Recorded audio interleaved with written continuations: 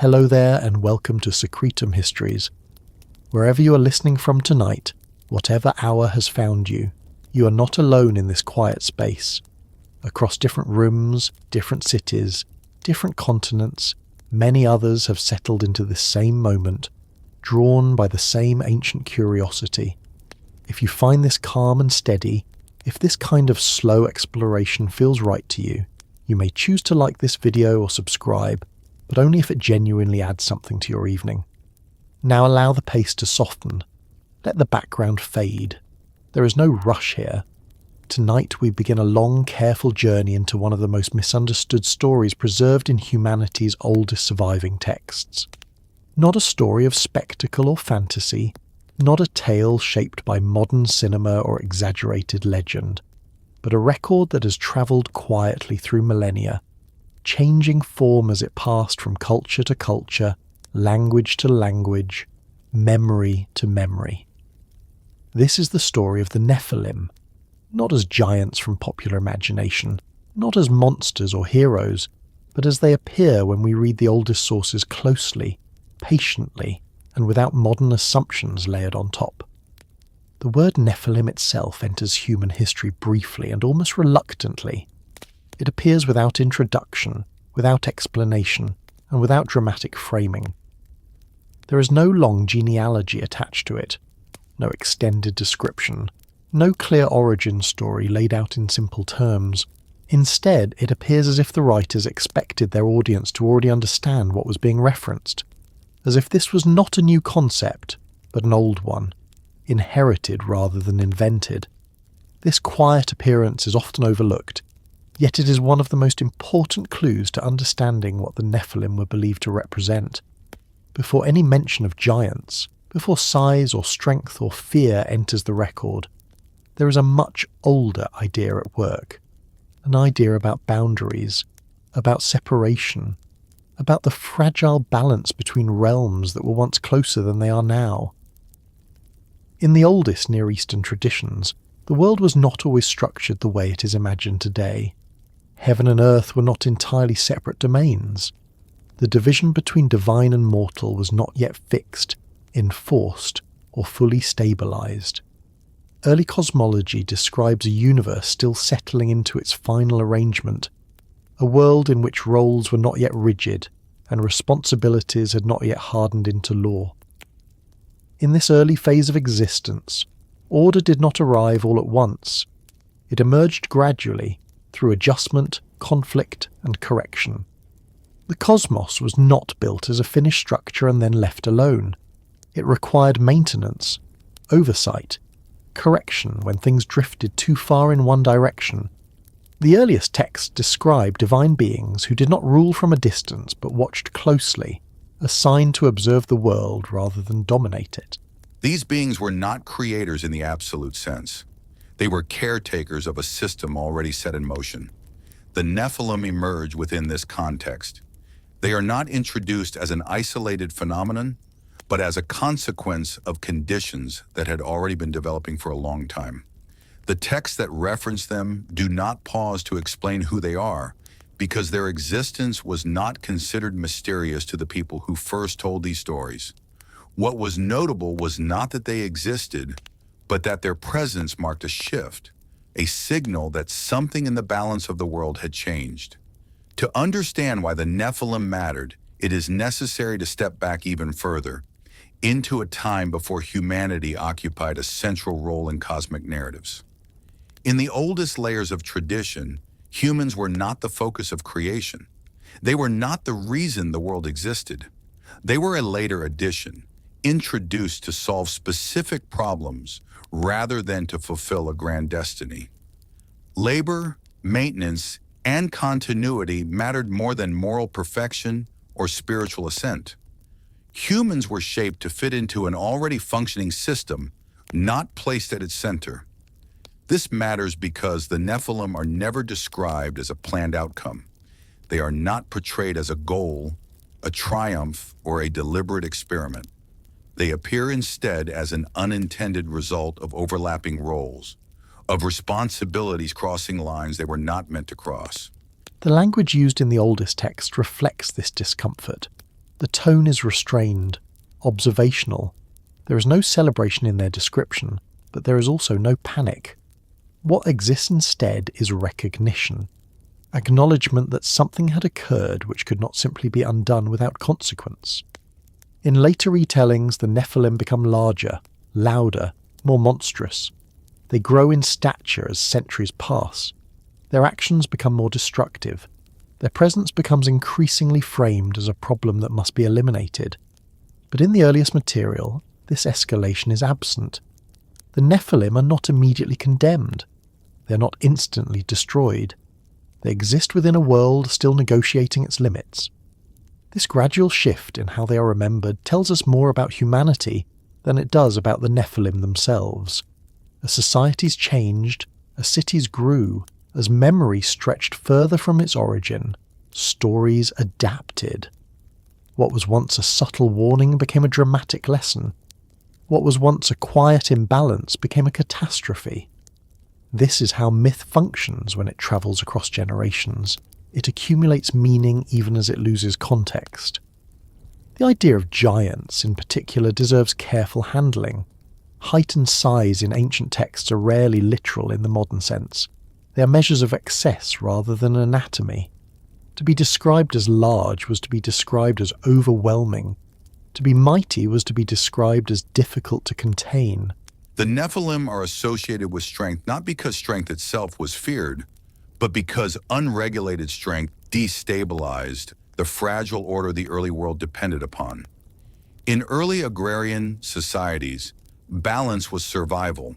Floods, droughts, and storms were not abstract forces. They were immediate threats. Anything associated with disruption carried weight far beyond its physical description. A being that exceeded normal bounds was not simply impressive. It was dangerous because it resisted integration into the system that sustained life. This is why the memory of the Nephilim becomes entangled with later stories of catastrophe, not because they caused destruction directly, but because they symbolized a world drifting toward instability. Another important detail often missed is that the Nephilim are not described as enemies of humanity. They are not invaders. They do not arrive from outside the system. They are born within it. This distinction is critical. Their existence reflects internal failure rather than external threat. Something within the structure of the world allowed them to come into being. Something permitted the boundaries to blur. This is where later interpretations often lose the thread. Modern retellings tend to import ideas of invasion, rebellion, or deliberate corruption. The oldest sources do not support this. What they suggest instead is negligence, overreach, and misunderstanding. Observation became involvement. Oversight became interference. The line between watching and acting was crossed not with violence, but with familiarity. The Nephilim, then, are not simply giants. They are markers. They indicate a moment when the separation between realms failed to hold. Their presence signals that the world was no longer operating within its intended limits. This is why their story is always adjacent to discussions of judgment, correction, and eventual reordering. Not because they were uniquely evil, but because they represented a system out of alignment. As time passes in the textual tradition, this misalignment grows harder to ignore. The world becomes crowded, activity increases, noise becomes a recurring theme. The language shifts subtly from description to concern. The Nephilim are remembered not for what they did, but for what they made inevitable. They are positioned as part of a chain of events rather than as its cause. This framing is consistent with how ancient cultures understood causality. Rarely was a single act blamed for cosmic change. Instead, patterns accumulated until correction became unavoidable. The Nephilim belong to this pattern. They are not the beginning of disorder, but a visible sign that disorder had progressed too far to remain invisible. It is also important to note what the texts do not say. They do not dwell on battles between giants and gods. They do not describe epic wars meant to thrill an audience. They do not provide vivid imagery of destruction. Their restraint is deliberate. These stories were not meant to entertain. They were meant to preserve understanding. They functioned as memory rather than drama. As we move forward, the Nephilim will not remain confined to a single culture or language. Their echoes appear in later traditions under different names, shaped by different theological frameworks. Each retelling adds clarity in one area while obscuring another. What remains consistent is the underlying tension. The world once operated differently. That difference mattered. Something happened that required correction. This opening is not meant to resolve anything. It establishes a landscape, a world still forming its rules, a memory that refuses to stay buried. The Nephilim stand at the edge of this memory, not as spectacle, but as signal. As we continue, the focus will narrow. The watchers will emerge more clearly. The boundaries will be examined more closely. The consequences will begin to take shape. For now, let the idea settle. Not of giants towering over humanity, but of a world struggling to define itself.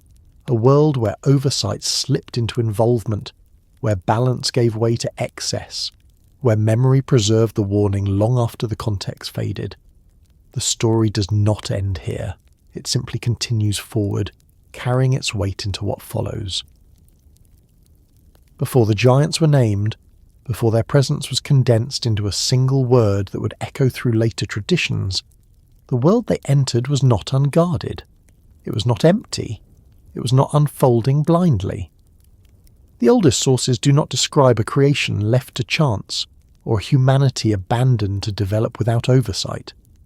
What they describe instead is a world already being observed, already accounted for, already measured against an order that had been established long before humans became numerous enough to matter.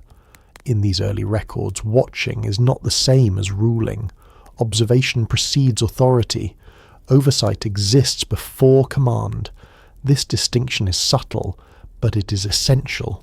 The beings who watched the world were not kings. They were not legislators. They were not creators in the absolute sense. They were assigned to pay attention, to notice change, to report imbalance. Their role was closer to stewardship than dominion, closer to maintenance than control. The idea that the world was already watched before the Nephilim appeared reframes the entire narrative.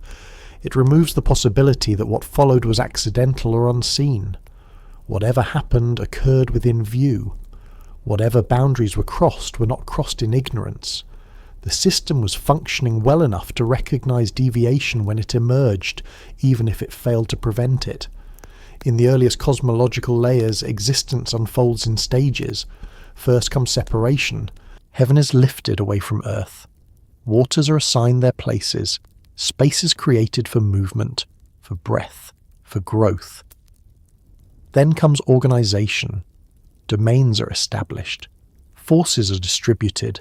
Responsibilities are assigned. Only after this does humanity enter the picture, not as a centerpiece, but as a solution to a practical problem within a system already in motion. This matters because it establishes that humans were introduced into a watched world, not a vacant one. Their actions were never isolated. Their development occurred under observation from the beginning. The Watchers did not appear in response to humanity. Humanity appeared within a framework where watching was already normal. The language used in the oldest texts to describe this oversight is restrained and functional. There is no suggestion of surveillance in the modern sense, no implication of suspicion or control. Watching is described as a natural extension of order. Just as rivers were monitored through canals and fields were observed through seasons, the world itself was observed to ensure it continued to function as intended. In this early stage, there is no moral judgment attached to watching. It is neither benevolent nor hostile. It is administrative, a necessary condition for stability. The cosmos is understood as something that can drift if left unattended. Watching exists to prevent drift, not to punish failure. This is why the emergence of the Nephilim later becomes so significant. They do not appear in a world lacking oversight. They appear in a world where oversight existed but proved insufficient. The system did not fail because it was absent. It failed because something within it exceeded its original scope. Before giants are ever described, before size or strength becomes relevant, the texts emphasize proximity. Heaven and earth are closer than they will later become. The separation that defines later cosmology is still settling. Boundaries exist, but they are not yet rigid. Roles are defined, but they are not yet enforced with absolute finality. In this environment, interaction between realms is not shocking. It is possible. It is expected within limits. The Watchers exist precisely because interaction carries risk. Their role is to monitor these points of contact, to ensure that exchange does not become entanglement. The problem arises when watching shifts into participation. This transition is never described as a rebellion. There is no language of uprising or war. Instead, the texts suggest familiarity. Prolonged observation leads to understanding. Understanding leads to empathy or curiosity. Curiosity leads to involvement. Involvement leads to consequence. The world being watched is also a world still learning what it means to be separate. Humans, newly introduced, are not yet fully distinct from the divine realm in the way later theology will insist they must be. Longevity is greater, knowledge is closer, access is less restricted. The boundary that will later be enforced through law and catastrophe is still permeable. In this context, the Watchers are not distant figures perched above reality. They are close enough to be affected by what they observe. They are not immune to influence. The act of watching carries its own risk. To observe something long enough is to become involved with it, even unintentionally. The texts never suggest that the Watchers were ignorant of this danger.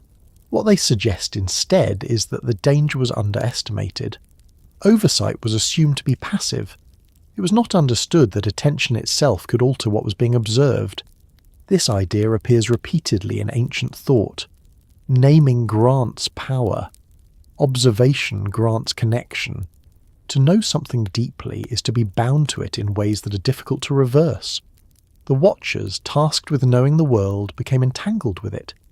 This entanglement is the soil in which the Nephilim later emerge, not as a sudden anomaly, but as a gradual consequence of prolonged closeness between realms that were meant to remain distinct.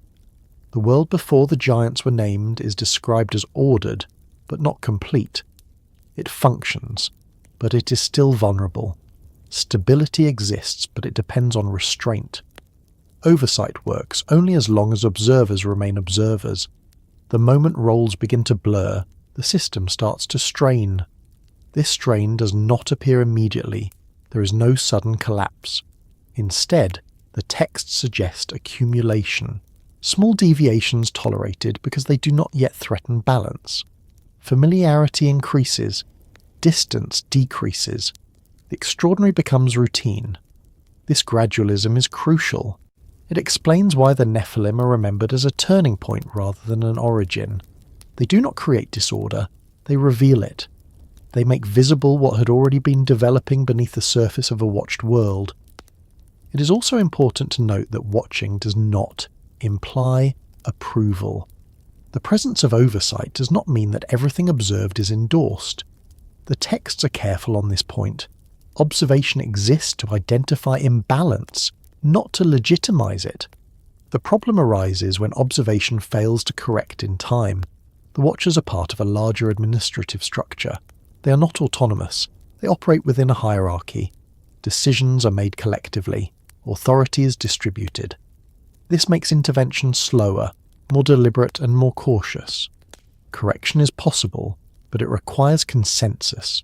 This delay allows conditions to progress further than they should. By the time the consequences become undeniable, reversal is no longer simple. The system now contains elements that cannot be quietly removed. The world already being watched also means that what follows cannot be dismissed as ignorance or accident. The emergence of the Nephilim is not framed as something unforeseen.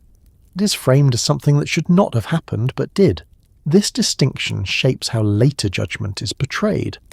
Correction is not impulsive. It is not immediate. It is reluctant. The texts consistently emphasize delay, warning, and gradual escalation before decisive action is taken. The watched world is patient. It allows time for adjustment. It tolerates deviation longer than might seem prudent. This patience is not kindness. It is structural inertia. Systems resist change until change becomes unavoidable. Before the giants were named, the world existed in this uneasy balance. Watched, maintained, but slowly drifting toward a threshold. The watchers themselves become part of the problem not through malice, but through proximity. Their story is not one of villains, but of limits. It demonstrates that even oversight can fail if it forgets its purpose. Watching without restraint becomes participation. Participation without boundaries becomes creation. Creation without intention becomes consequence. The Nephilim, when they finally enter the record, will carry all of this weight with them. They will not need elaborate introduction because the conditions that produce them have already been established. Their presence will feel inevitable in retrospect, even if it was preventable in principle. This is the world before giants were named. A world not abandoned, not chaotic, not lawless. A world already watched, already ordered, already straining quietly under pressures it was not designed to contain indefinitely. The story continues forward from here, not by rupture but by progression, carrying the consequences of attention crossing into involvement and oversight becoming something else entirely. When heaven and earth were still too close, separation had already occurred, but it had not yet hardened into permanence. The oldest traditions describe a world that had been arranged, yet not fully settled, ordered but still flexible, structured but not sealed. Distance existed, but it was not absolute. Boundaries were present, but they were not yet enforced with the finality that later ages would take for granted. This was not a time of chaos, but it was not yet a time of strict division either.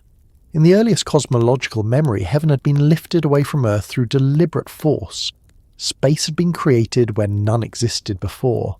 Air, breath, and movement became possible.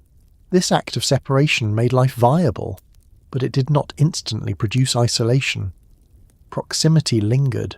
Contact remained possible. The realms were distinct, yet still aware of one another in an immediate way that would later be lost. This closeness shaped how existence functioned. Divine presence was not distant.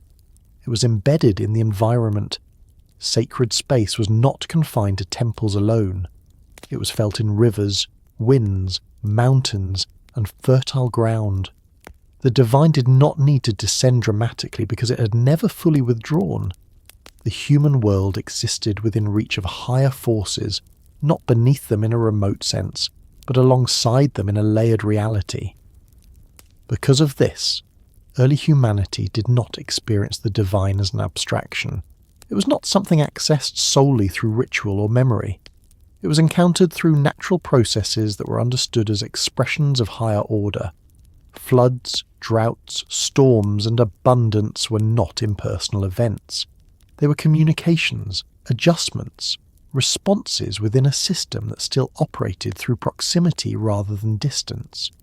This closeness is essential for understanding what follows.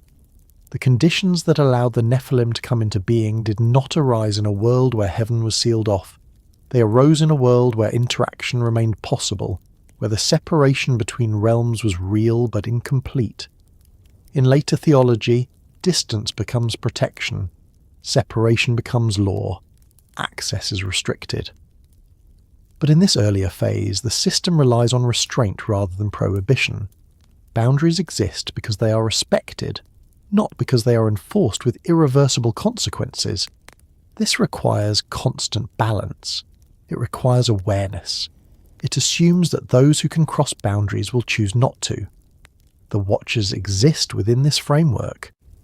Their role presupposes closeness. Watching only matters when what is observed is near enough to influence and be influenced in return. If heaven were already distant, watching would be unnecessary. Oversight would be redundant. The presence of watchers implies vulnerability, not authority. When heaven and earth were still too close, the world depended on discipline rather than law. Order was maintained through adherence to role, not through punishment. The system assumed cooperation, not resistance. It was built for stability under restraint, not for correction after collapse. This makes the eventual breakdown more understandable. Systems designed for restraint fail differently than systems designed for enforcement. They do not collapse suddenly. They erode quietly. Small deviations accumulate. Familiarity replaces caution. Proximity breeds assumption. In this early world, divine beings were not omniscient observers detached from consequence. They were participants in a system that responded to attention. To watch was to be present. To be present was to risk influence. The longer heaven remained close to earth, the more difficult it became to maintain absolute separation in practice, even if it existed in principle. Humanity, still new, still forming, was especially sensitive to this closeness. Longevity was greater. Knowledge circulated more freely. The distinction between mortal limitation and divine capacity had not yet been fully enforced. Humans were not yet confined to the sharply defined boundaries that would later define their condition. This does not mean humans were equal to the divine. The texts never suggest this. But they do suggest that humanity occupied a transitional space, closer to its source than it would later be allowed to remain. This proximity made growth possible, but it also increased risk. The closeness between heaven and earth created an environment where interaction could occur without dramatic transgression. There was no need for rebellion, no need for invasion. Contact could happen simply because distance was insufficient to prevent it. This is why later traditions struggle to explain what happened using moral language alone. The earliest material does not frame the situation as corruption or defiance. It frames it as consequence. Something unfolded because conditions allowed it to unfold. When boundaries are near, pressure builds more quickly. Any deviation has greater impact. Excess becomes visible sooner. The Nephilim, when they appear, are not a sudden anomaly. They are the result of prolonged closeness in a system that was not designed to sustain it indefinitely. The idea of heaven and earth being too close also explains the repeated emphasis on noise, crowding, and disturbance that appears later. Proximity amplifies effect. Activity that might be tolerable at a distance becomes disruptive when space is limited. The world becomes crowded not only with people, but with influence. In this early stage, divine response is measured. There is no immediate withdrawal. There is no sudden sealing of realms. Instead, the system tolerates increasing strain. Adjustment is delayed. Correction is postponed. The world is allowed to test its limits. This patience is not mercy in the later theological sense. It is structural inertia. Systems resist drastic change because change carries its own risks. As long as the world continues to function, even imperfectly, intervention is deferred. The closeness of heaven and earth also means that creation itself is not yet final. The world is still adjustable. Roles can still shift. Responsibilities can still be reassigned. Humanity has not yet been fixed into a fully constrained condition. This flexibility makes the eventual correction more severe. When distance is finally enforced, it is enforced decisively. What had been allowed gradually is no longer tolerated. The transition from closeness to separation is not gentle because it comes too late to be gentle. But at this stage, that outcome is not yet visible. The world remains in its intermediate state. Heaven is above, earth is below, but the space between them is active, inhabited, responsive. Communication flows through it. Influence passes through it. Watching remains possible because closeness remains real. This period is remembered vaguely because it did not last. Later generations inherit stories of greater separation and assume it was always so. The memory of closeness survives only in fragments, embedded in accounts that later readers struggle to interpret. The Nephilim will later be remembered as giants because size becomes the easiest way to express excess once context is lost.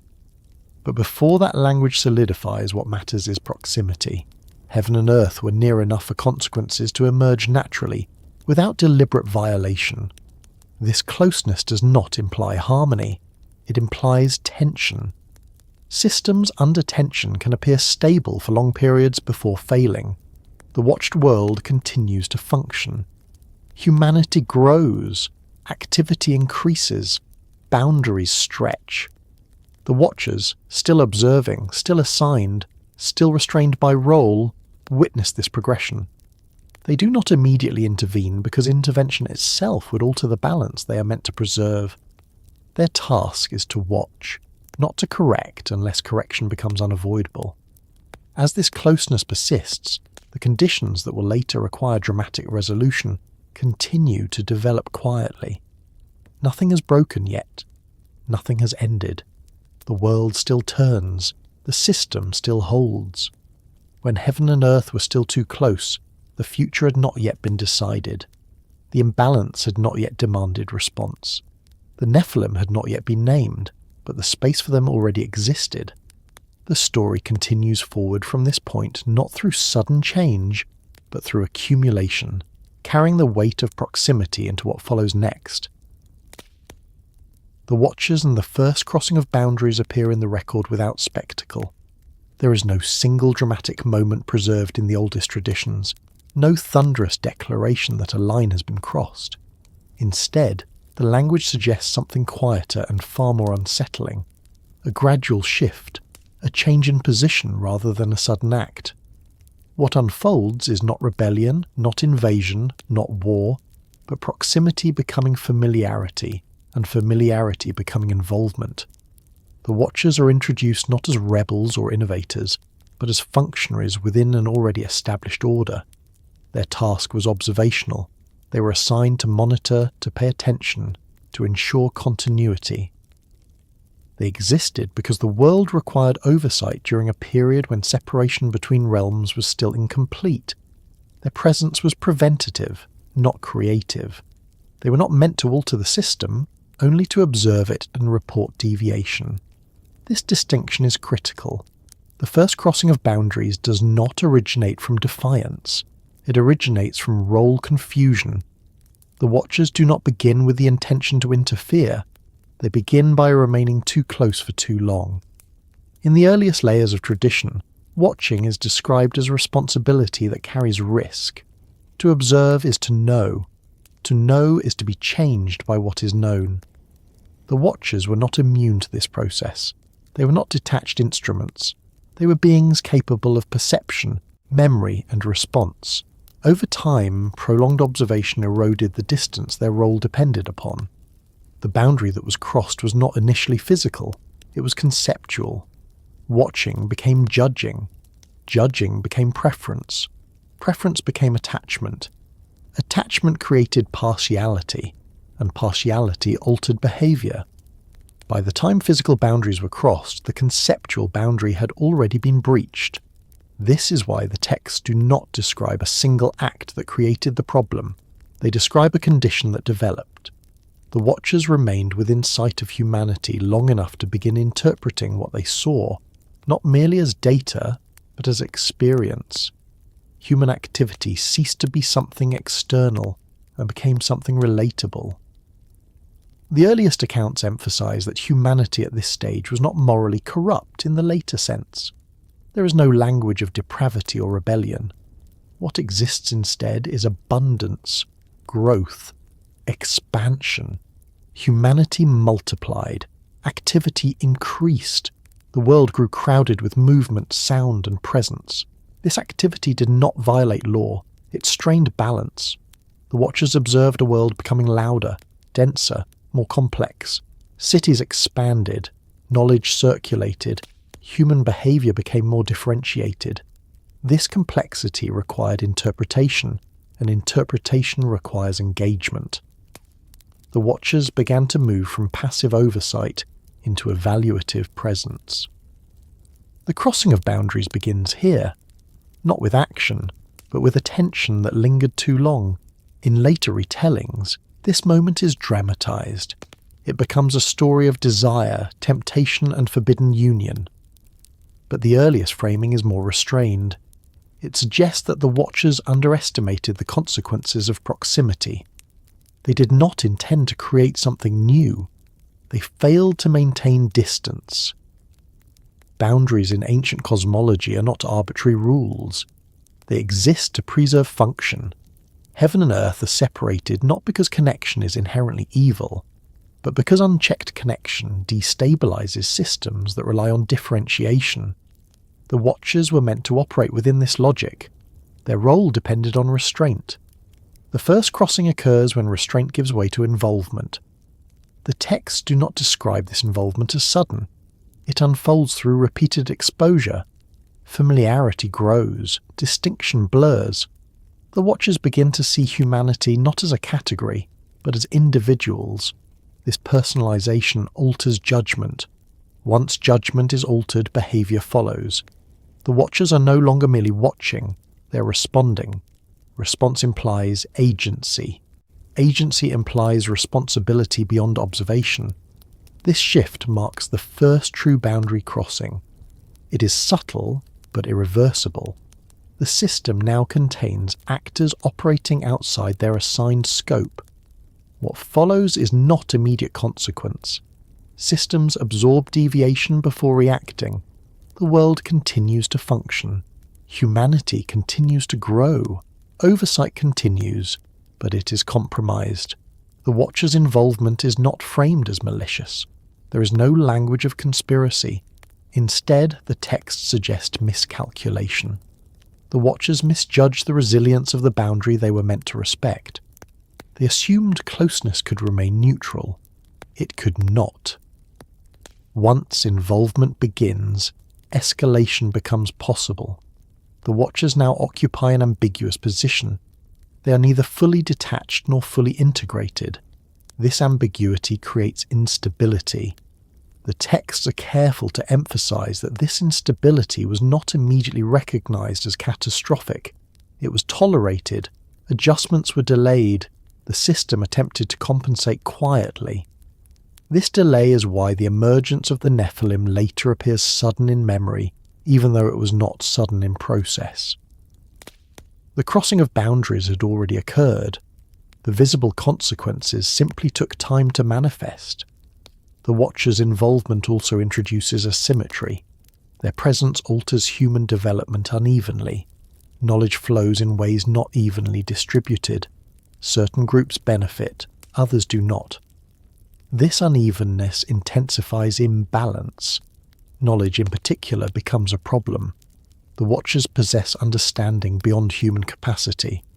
When knowledge crosses boundaries without accompanying restraint, it accelerates development without corresponding stability. Growth outpaces integration. This is not framed as theft or deception. The texts do not describe humanity stealing knowledge. They describe knowledge being observed too closely and then shared without full consideration of consequence. This sharing further blurs boundaries. Humanity begins to resemble something it was not designed to become yet. Capacity increases faster than structure. Strength increases faster than regulation. The system now contains elements that exceed their intended scale. Excess appears, not as immediate violence, but as disproportion. The Watchers are implicated not because they acted aggressively, but because they failed to withdraw when withdrawal was required. Oversight turned into participation. Participation altered outcomes. The first crossing of boundaries is therefore not a dramatic rebellion, but a procedural failure. The Watchers did not overthrow order. They eroded it by remaining too close. This framing explains why later judgment is not framed as vengeance. It is framed as correction. The system responds to accumulated imbalance, not to a single transgression. The texts do not dwell on the Watcher's motives. They are not psychoanalyzed. Intent is less important than effect. The outcome matters more than the reason. Once boundaries are crossed, consequences propagate. The system now must address results rather than prevent causes. This shift marks a turning point. From this moment forward, correction becomes increasingly necessary. The world has absorbed too much deviation to remain unchanged. The crossing of boundaries cannot be undone quietly. The Watcher's role becomes increasingly ambiguous. Their authority is questioned. Their restraint is compromised. The structure that depended on their distance begins to fail. This failure does not immediately collapse the world. It destabilizes it. Instability accumulates. Noise increases. Excess grows. The first crossing of boundaries is remembered not because it was dramatic, but because everything that follows traces back to it. It is the moment when prevention became impossible without intervention. The Nephilim will later be named, described, and judged. But they are not the beginning. They are the manifestation of this earlier crossing. The Watcher's story is preserved not as a warning against curiosity or compassion, but as a warning about role erosion. Oversight without restraint becomes interference. Interference without authority becomes disruption. This is the quiet lesson embedded in the oldest accounts. Boundaries exist not to restrict, but to preserve balance. When those tasked with maintaining boundaries forget this, the system must respond more forcefully than would otherwise have been necessary. The crossing has now occurred. Not fully recognized yet, not fully addressed yet, but irreversible. The world continues forward carrying this imbalance with it. The next developments will not introduce something new. They will reveal what has already been set in motion. Knowledge that was observed before it was shared did not begin as a gift, nor as a theft. It existed first as proximity. In the earliest layers of memory, knowledge is not described as something exchanged deliberately between realms, but as something encountered through sustained attention. It was present long before it moved. It was seen long before it crossed. This distinction matters because it reframes what followed not as an intentional transfer, but as a consequence of prolonged exposure in a world where separation was incomplete. The Watchers did not arrive carrying instruction. They were not messengers sent to educate humanity, nor envoys tasked with elevating human capacity. Their role did not include teaching. What they possessed was awareness. They observed patterns, processes, and structures that humans could not yet fully perceive. This awareness was not gathered for the sake of humanity. It was gathered to maintain balance within the system itself. In a world where heaven and earth were still close, observation itself was powerful. To see how something functioned was to understand it in ways that could not be undone. Knowledge did not remain abstract. It accumulated through repetition. The Watchers observed seasons, growth, reproduction, decay. They observed human organization as it emerged, the clustering of people into settlements, the division of labor, the beginnings of hierarchy. They observed how humans adapted to their environment and how the environment responded in return. At first, this observation remained one-directional. Humans were not aware of what was being noticed. They lived within processes that felt natural and immediate. The Watchers, positioned above and around these processes, could see their interconnections. They could see how small changes cascaded into larger effects. They could see potential paths before they were taken. This kind of awareness is neutral only in theory. In practice, it creates imbalance the moment it remains uncontained. Knowledge that exists without corresponding restraint becomes pressure. It seeks outlet. The longer it is held, the harder it becomes to keep it isolated. The earliest texts do not describe a moment when knowledge was deliberately given.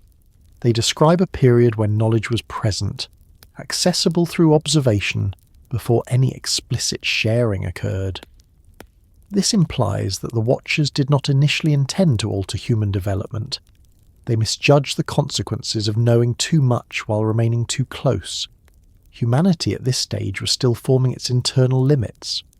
Capacity and structure had not yet aligned. Skills were emerging unevenly. Tools were rudimentary. Social organization was fragile. Knowledge introduced into such a system does not integrate cleanly. It accelerates some functions while leaving others behind. The Watchers observed this fragility. They saw how humans struggled with unpredictability, how they responded to scarcity and abundance, how conflict arose from imbalance. Observation created understanding, and understanding created the temptation to intervene, not out of malice, but out of perceived necessity. The shift from observation to sharing did not happen all at once. It occurred in fragments, a technique noticed, a pattern clarified, a process adjusted. These adjustments were not framed as instruction. They were embedded subtly in interaction. Knowledge crossed boundaries quietly, without ceremony. This is why later traditions struggle to pinpoint what exactly was shared. Lists of forbidden knowledge vary. Some mention metallurgy. Others emphasize agriculture, measurement, writing, or social organization. Still others focus on ritual knowledge, timing, or classification. The inconsistency is not evidence of fabrication. It reflects the fragmented nature of the transfer. Knowledge was not delivered as a complete system. It leaked. It diffused through proximity. It emerged unevenly across communities and generations. Some groups advanced faster than others. Disparities widened. The earliest framing does not condemn this sharing outright. What it emphasizes instead is imbalance. Knowledge increases capacity. Capacity without restraint increases disruption. The problem was not knowledge itself, but its timing and distribution. In the oldest worldview, knowledge was not inherently virtuous. It was functional. It had to align with the system's ability to absorb it. Shared too early, it destabilized. Shared too late, it stagnated. Timing mattered more than content. The Watchers, having observed the system long enough to understand its vulnerabilities, failed to appreciate how their awareness itself had altered their role. They were no longer neutral observers. They had become potential actors. This potential became reality when knowledge moved from being something held to something expressed. Expression is the moment knowledge leaves containment. Once expressed, it cannot be recalled. The texts do not describe this expression as dramatic teaching sessions or public revelation. They suggest informal transmission. Proximity allowed imitation. Familiarity allowed inference. Humans learned not because they were taught explicitly, but because they were close enough to observe behavior they were not yet meant to replicate. This kind of learning bypasses gradual development. It produces uneven growth. Some capacities leap forward while others lag behind. The result is instability. The Watchers observed this instability as it developed. By the time it became apparent, the process could not be reversed. Knowledge once shared could not be unlearned. It could only be managed, and management requires structure that did not yet exist. The texts later describe knowledge becoming a burden. This is not metaphorical. It reflects practical consequence. Humans gained abilities they were not prepared to regulate. Strength increased, tools improved, organization intensified, conflicts scaled accordingly. This scaling is critical to understanding the emergence of the Nephilim. Knowledge altered conditions that allowed excess to manifest. It amplified disparities. It increased impact. The Nephilim are not described as scholars or inventors. They are described as mighty. Their might is not innate. It is amplified by the environment created through accelerated development. Knowledge alters scale. The earliest memory does not portray the Watchers as deceivers. It portrays them as negligent. They failed to maintain the boundary between observation and participation. They underestimated how quickly knowledge once observed would seek expression. The system attempted to compensate. Oversight continued. Adjustments were made, but the underlying imbalance persisted. Knowledge had entered circulation without corresponding containment. This imbalance also affected the Watchers themselves. Their authority weakened as their restraint eroded. Once knowledge was shared, their role as observers lost clarity. They had altered the system they were meant to monitor. The texts do not dwell on remorse or guilt. They focus on consequence. The system responds not to intention, but to effect. Once knowledge altered development trajectories, correction became inevitable. This correction is not immediate. Systems resist drastic intervention. They absorb strain until thresholds are crossed. Knowledge sharing accelerates movement toward those thresholds. The idea that knowledge was observed before it was shared also explains why later traditions emphasize secrecy and prohibition. These are responses to failure, not original conditions. What later becomes forbidden was once simply unregulated. Boundaries harden only after they are breached. Prohibitions emerge only after restraint fails. The world learns through consequence. The sharing of knowledge does not end observation. It intensifies it. The watchers now observe outcomes they helped create. Their role becomes increasingly conflicted. They are implicated. This implication is crucial. It prevents the narrative from simplifying into good and evil. The watchers are not villains. They are part of the system's failure to regulate itself during a transitional phase. Knowledge continues to circulate. Humanity continues to grow more complex. The world becomes denser with activity. Noise increases. Pressure builds. The sharing that began quietly now produces visible effects. Excess becomes apparent. Disparity widens. Stability erodes. The Nephilim emerge within this context, not as originators of change, but as its most visible expression. Their presence signals that knowledge-driven imbalance has exceeded manageable limits. This chapter does not resolve that tension. It establishes its origin. Knowledge crossed boundaries not because it was forbidden, but because it was seen too closely for too long. The world moves forward carrying this weight. What follows will not introduce a new cause. It will reveal the consequences of knowledge moving ahead of restraint, and observation turning into influence that could no longer be contained. The birth of the Nephilim in the language of the text is described with remarkable restraint. There is no ceremonial announcement, no dramatic pause, no effort to elevate the moment into spectacle. The words appear almost incidentally, embedded within a broader narrative concerned with lineage, time, and transition. This subtlety is often misunderstood by later readers who expect myth to declare its turning points loudly. The earlier sources do not do this. They assume familiarity. They record rather than explain. The term itself enters the record briefly and without elaboration. It is not defined, it is not unpacked, it is not justified. This alone tells us something crucial. The writers did not believe they were introducing a new concept. They believed they were referencing something already known to their audience, something that required no clarification. The Nephilim were not presented as an invention of the moment, but as a continuation of an existing understanding. This is consistent with how ancient texts treat phenomena that were considered self-evident within their cultural framework. When something is explained in detail, it is usually because it is unfamiliar or contested. When something is stated plainly and then left behind, it is because the writers assumed shared knowledge. The Nephilim fall into the latter category. The language surrounding their appearance is descriptive rather than interpretive. It does not dwell on cause. It does not assign motive. It does not moralize. It simply notes that they were present in those days, and also afterward. This phrasing is deliberate. It situates the Nephilim within time, not within judgment. Their existence is treated as a condition rather than an event. The wording used is also important. The Nephilim are not described as created. They are not said to have been made, fashioned, or summoned. They are described as having been on the earth. This passive framing removes agency from the act of their coming into being. It suggests emergence rather than construction. This matters because it aligns with the earlier pattern we have been tracing. The Nephilim are not planned. They are not engineered. They are not the result of a deliberate act with a defined objective. They arise from conditions that had already been developing.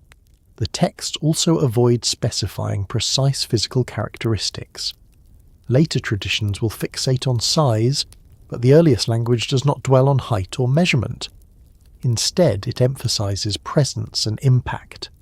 The Nephilim are described as beings of renown, figures whose memory endured. Their significance is tied to reputation rather than anatomy. Renown in ancient context does not necessarily imply admiration. It implies visibility. To be renowned was to be widely known, widely spoken of, impossible to ignore. This aligns with the idea of excess. The Nephilim are not important because they are admirable. They are important because they are unavoidable. The phrase often translated as mighty men carries similar ambiguity. Might is not virtue. It is capacity. It is force. It is the ability to exert influence. The texts do not praise this might. They record it as a fact. The language also places the Nephilim within a specific temporal window. They are associated with a time before a major correction. Their mention is immediately followed by a shift in tone, a movement toward evaluation and response. This positioning is not accidental. It frames their existence as part of a build-up rather than a conclusion. It is also notable that the texts do not isolate the Nephilim as a separate race or species. They are not categorized in the way later mythologies categorize monsters or heroes. They are described relationally. They exist in connection to others. Their origin is implied through association rather than stated directly. This relational framing is consistent with ancient genealogical thinking. Identity is established through connection, not through taxonomy. The Nephilim are known by where they appear in the narrative, not by an independent origin story. The brevity of their mention has frustrated later interpreters. Modern readers often expect ancient texts to answer questions directly. They want detail. They want explanation. The absence of these has invited speculation. But absence in ancient texts often signals assumption, not mystery. The writers were not trying to obscure the nature of the Nephilim. They were recording what they believed to be a known condition. The lack of elaboration suggests that their audience already understood the implications. This understanding likely did not centre on physical gigantism in the modern sense. Size, when used symbolically, often represents disproportion rather than scale. To be large was to be out of measure. To be mighty was to exceed what was appropriate. The Nephilim in this sense represent beings who exceeded boundaries not just in form, but in function. Their presence indicates that the system had produced something it could not easily absorb. The language also avoids attributing blame directly. There is no explicit condemnation of the Nephilim themselves. They are not accused of wrongdoing. They are simply present in a world that is about to undergo correction. This is important. It suggests that the problem was systemic, not individual. The Nephilim are not singled out as villains. They are symptoms. The texts focus instead on the condition of the world. Human activity has increased. The earth is filled. Movement is constant. Noise becomes a recurring theme. These descriptions surround the mention of the Nephilim, contextualizing their existence within a broader pattern of excess. The Nephilim are part of this pattern. They are not its sole cause. They are its most visible expression. The language also avoids assigning permanence. The Nephilim are not described as an enduring order. They appear in a specific time frame. Their existence is bounded. This suggests that they were never meant to persist indefinitely. The writers do not explain how long they existed or what became of them in detail. This omission is telling. The focus is not on their fate, but on their role within a transitional period.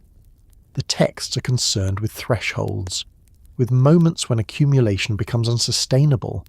The Nephilim mark such a threshold.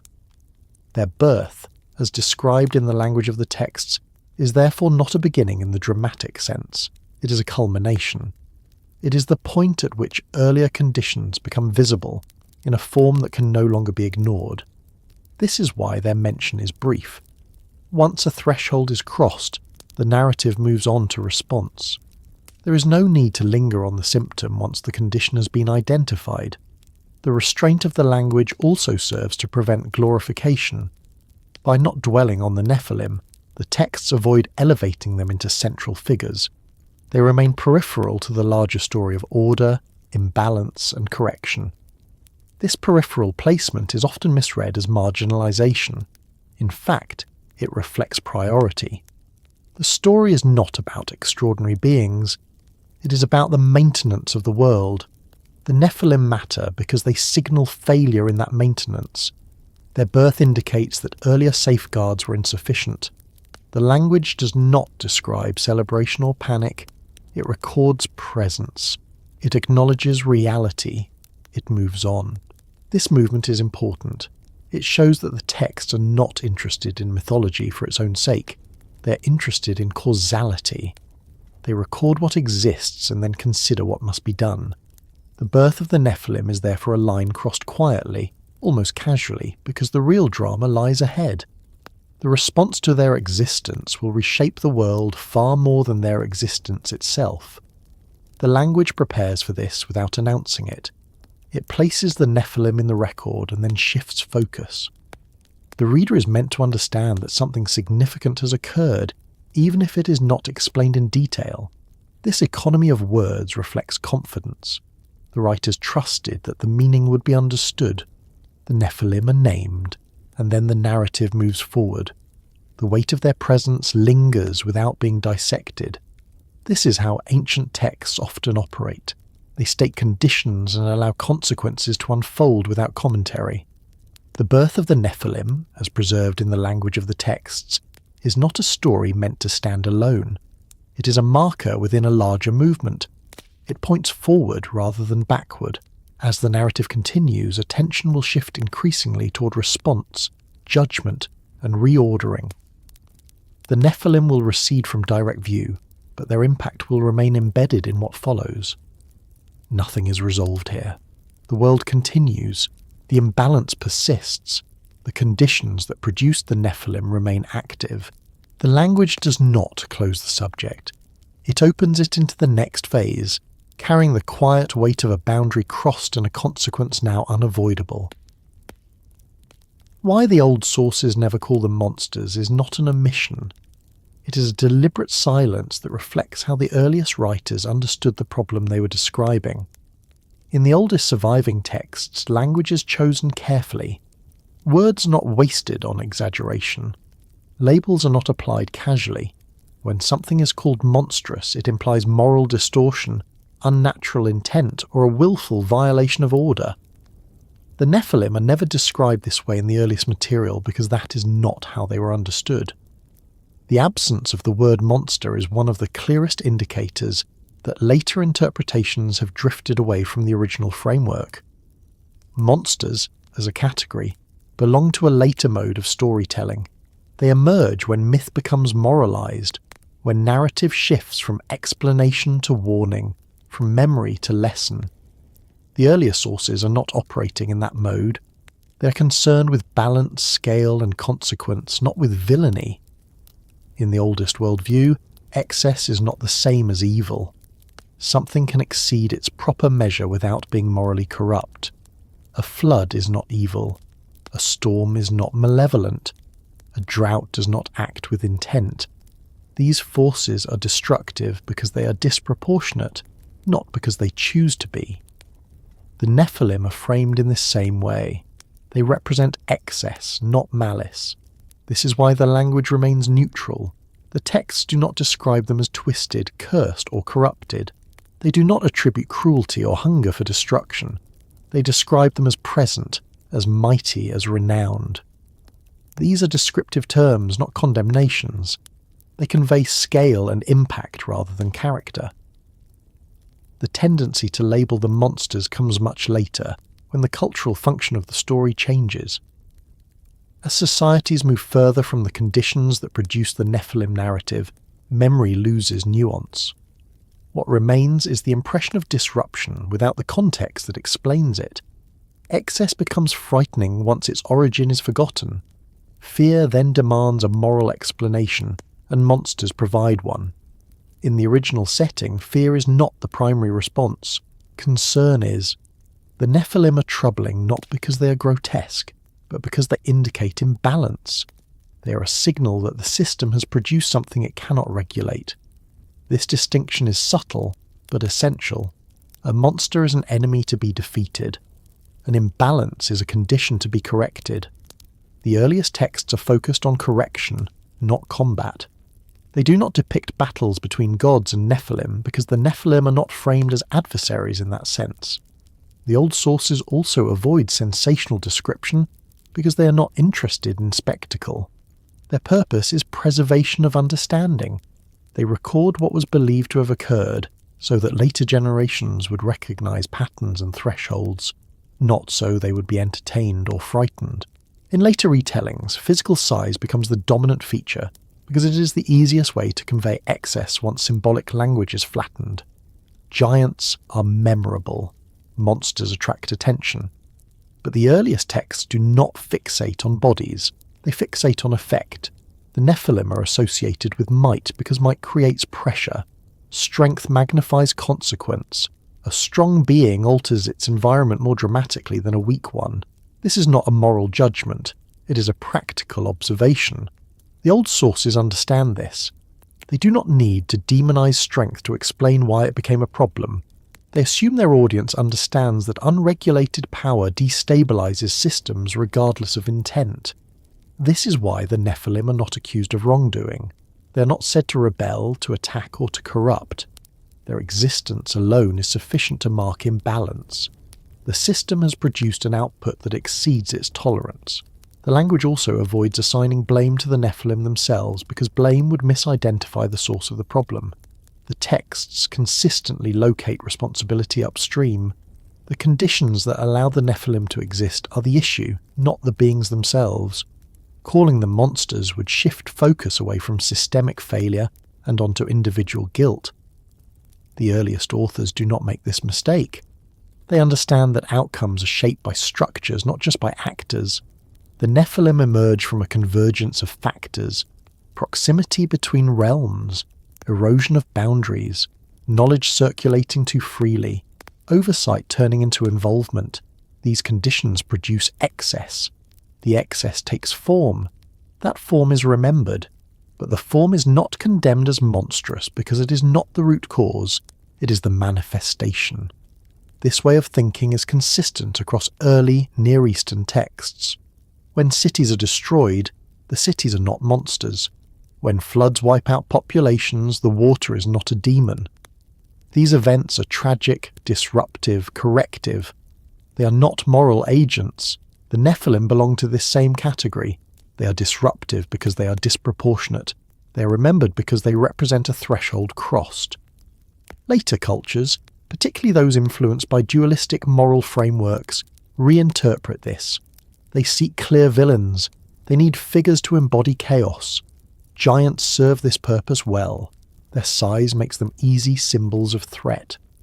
As memory stretches and context thins, the Nephilim are gradually transformed.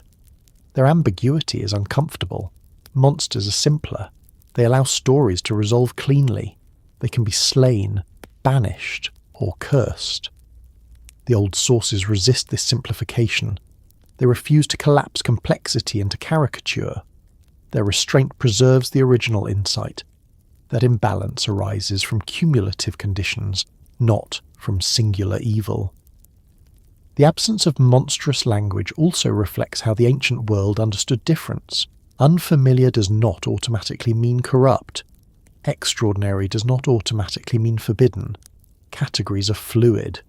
Evaluation depends on effect, not appearance.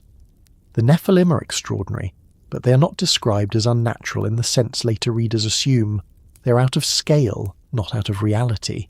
They belong to the world that produced them. This belonging is crucial. Monsters, by definition, are outsiders. They do not fit within the system. The Nephilim, however, are embedded within it. They arise from it. They expose its limits.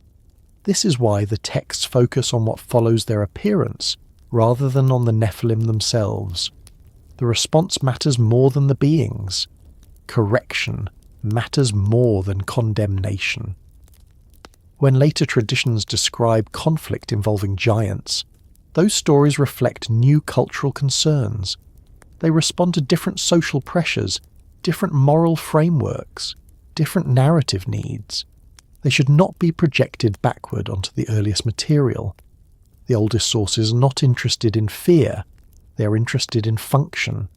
They ask whether the world can continue as it is. They observe when it cannot. The Nephilim are named, acknowledged, and then the narrative moves forward. There is no lingering fascination, no attempt to dwell on horror. This economy of attention is intentional. It tells us that the Nephilim were not the central problem. They were a sign that the central problem had already matured. By refusing to call them monsters, the old sources keep the focus where it belongs, on boundaries, on oversight, on scale, on timing. This framing preserves the original warning.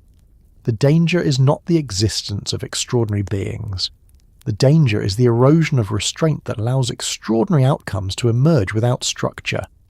The Nephilim are remembered because they mark a moment when balance failed quietly, before it failed catastrophically. They do not need monstrous labels to fulfill this role. As the story continues, the language will shift again. Judgment will enter, correction will be imposed, distance will be enforced. But even then, the Nephilim will remain what they were in the earliest record. Not villains, not demons, not monsters. They are consequences given form, remembered because the world that produced them could not remain unchanged. The narrative does not end here. It carries this understanding forward, preparing for the next stage, where excess begins to demand response and the system moves toward a correction that will reshape everything that follows. Giants as a consequence, not a plan, is one of the most important distinctions preserved in the oldest layers of the tradition, and one of the most consistently misunderstood in later retellings. The earlier sources do not describe the Nephilim as a designed outcome.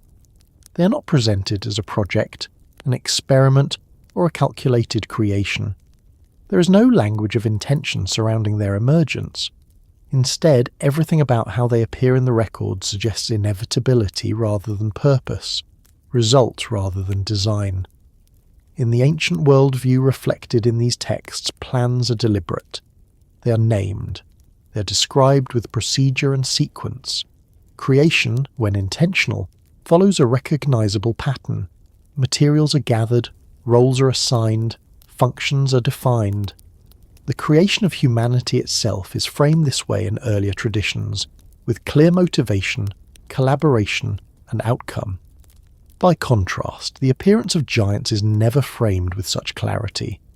There is no workshop language, no decision point, no declaration that something new must be made. This absence is not accidental.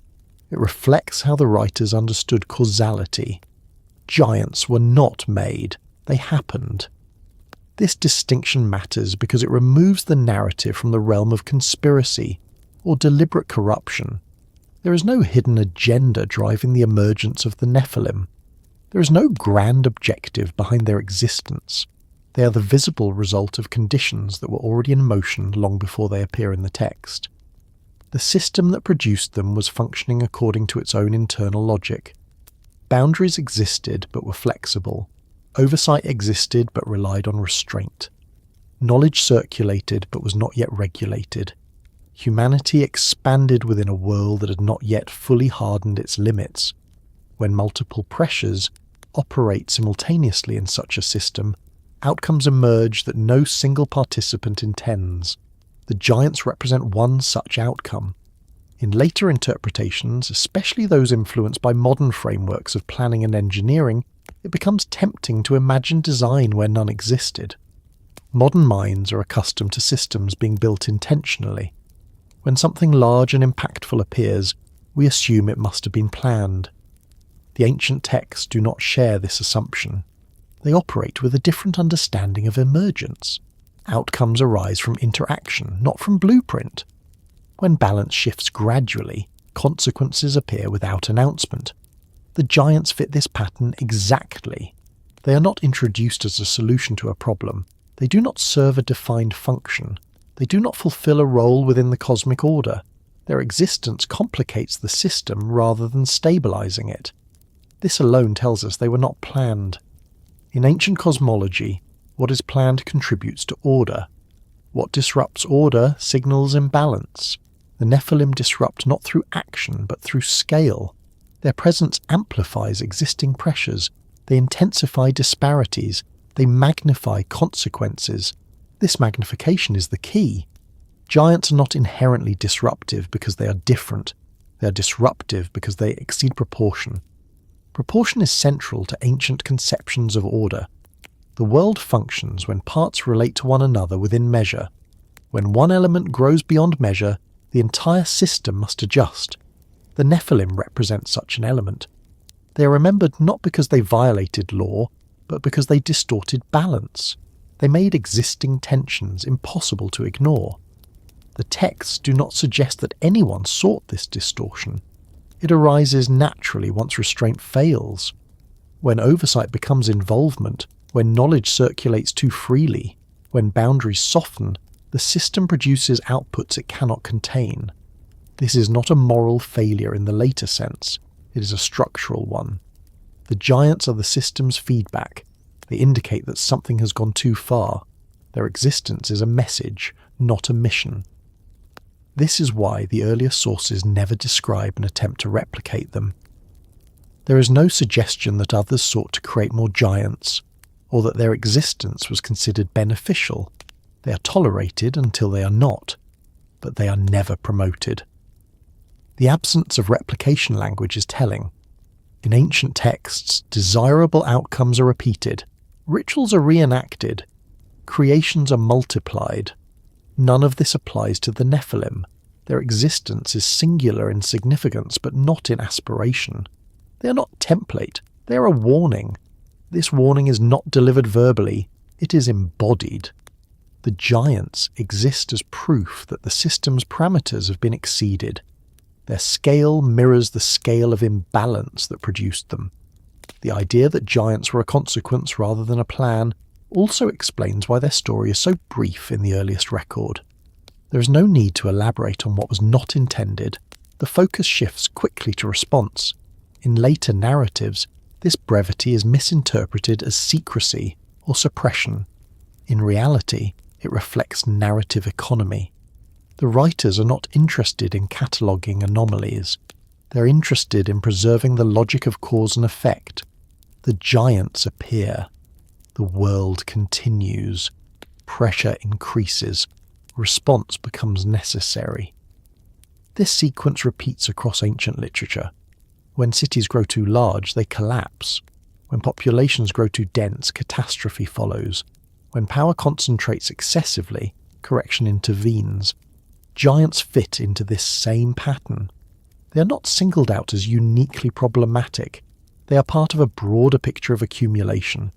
The language used to describe the Nephilim reinforces this. They are associated with renown, with presence, with impact. They are not described as innovators or leaders. They are not portrayed as steering history deliberately. They loom rather than act. This looming quality is significant. It suggests that their influence is passive rather than strategic. They shape outcomes simply by existing within a strained system.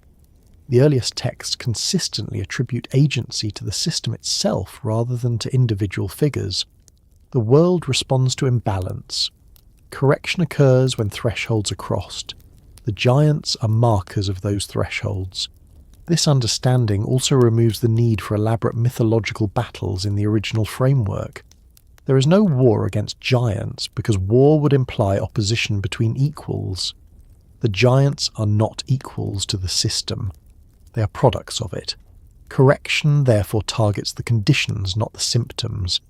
This is why later corrective events are global rather than selective. The response addresses the entire structure, not just the most visible manifestations. The idea of giants as a plan would imply foresight and intention at a level the texts do not support. It would require a motive. No such motive is preserved. Every attempt to supply one comes from much later traditions imposing new frameworks onto older material. In the earliest worldview, creation is purposeful. Deviation is consequential. The Nephilim belong to the latter category. This distinction preserves the coherence of the narrative. If giants were planned, their existence would need justification.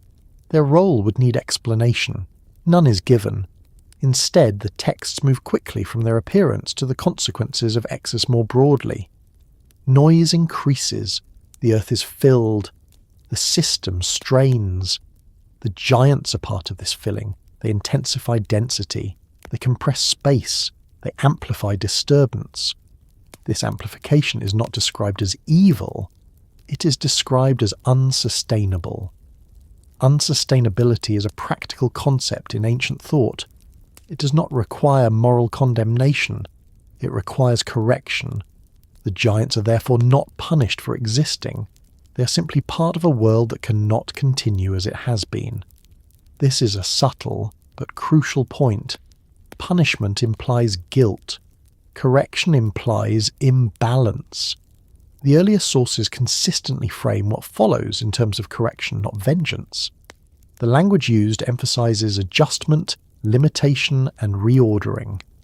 Understanding giants as a consequence rather than a plan also clarifies why later memory struggles with their fate. They are not central actors. They are not given narrative closure. Their disappearance is implied rather than dramatized. They fade because the conditions that produced them are removed. When boundaries harden, when separation increases, when knowledge is restricted, when oversight withdraws, the system no longer generates such outcomes. The giants do not need to be slain in epic battles. They simply cease to be possible. This cessation is less dramatic but more consistent with the ancient worldview. Systems change. Outputs change accordingly. The memory of giants persists because the period that produced them left a deep impression. It marked a threshold. It signalled that the world could not remain in its earlier, more flexible state. Later cultures, inheriting only fragments of this understanding, transformed consequence into intention. They turned giants into enemies, rebels, or monsters. These reinterpretations served new narrative needs, but obscured the original insight. The oldest sources preserve that insight through restraint. They do not over-explain. They do not dramatize. They trust the logic of the story to carry meaning. Giants appear because conditions allow them to appear. They matter because those conditions cannot be sustained. This framing also explains why the story does not end with the giants. They are not the climax. They are a signpost. What follows addresses the system as a whole. The response will be proportional to the accumulation that preceded it. The giants remain in memory not because they were planned, but because they were unforgettable. Their scale made visible what had been developing invisibly. They are remembered as giants because excess must be remembered in a way that conveys its weight. The story continues forward from this point, carrying the understanding that the world has crossed a threshold. The presence of giants confirms it. No resolution occurs here. The imbalance remains active. The system has not yet responded fully. Giants as a consequence, not a plan, prepares the ground for what follows. It shifts attention away from individual beings and toward the conditions that made them possible. This perspective will become increasingly important as the narrative moves toward judgment, correction, and the redefinition of boundaries that will permanently alter how heaven and earth relate to one another. For now, the giants stand as evidence, not of intention, not of design, but of a world that has drifted far enough from balance that consequence has taken form. The story moves forward from this realization, carrying its weight into what comes next.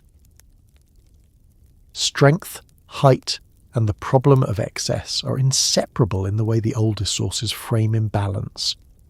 These traits are not presented as isolated characteristics, nor are they celebrated as achievements. They are described as indicators, measurable signs that something within the structure of the world has moved beyond proportion. The language used to describe them is practical rather than symbolic, concerned less with spectacle and more with effect. In ancient thought, strength is not a virtue by default, it is a capacity. It allows force to be applied more widely and more decisively.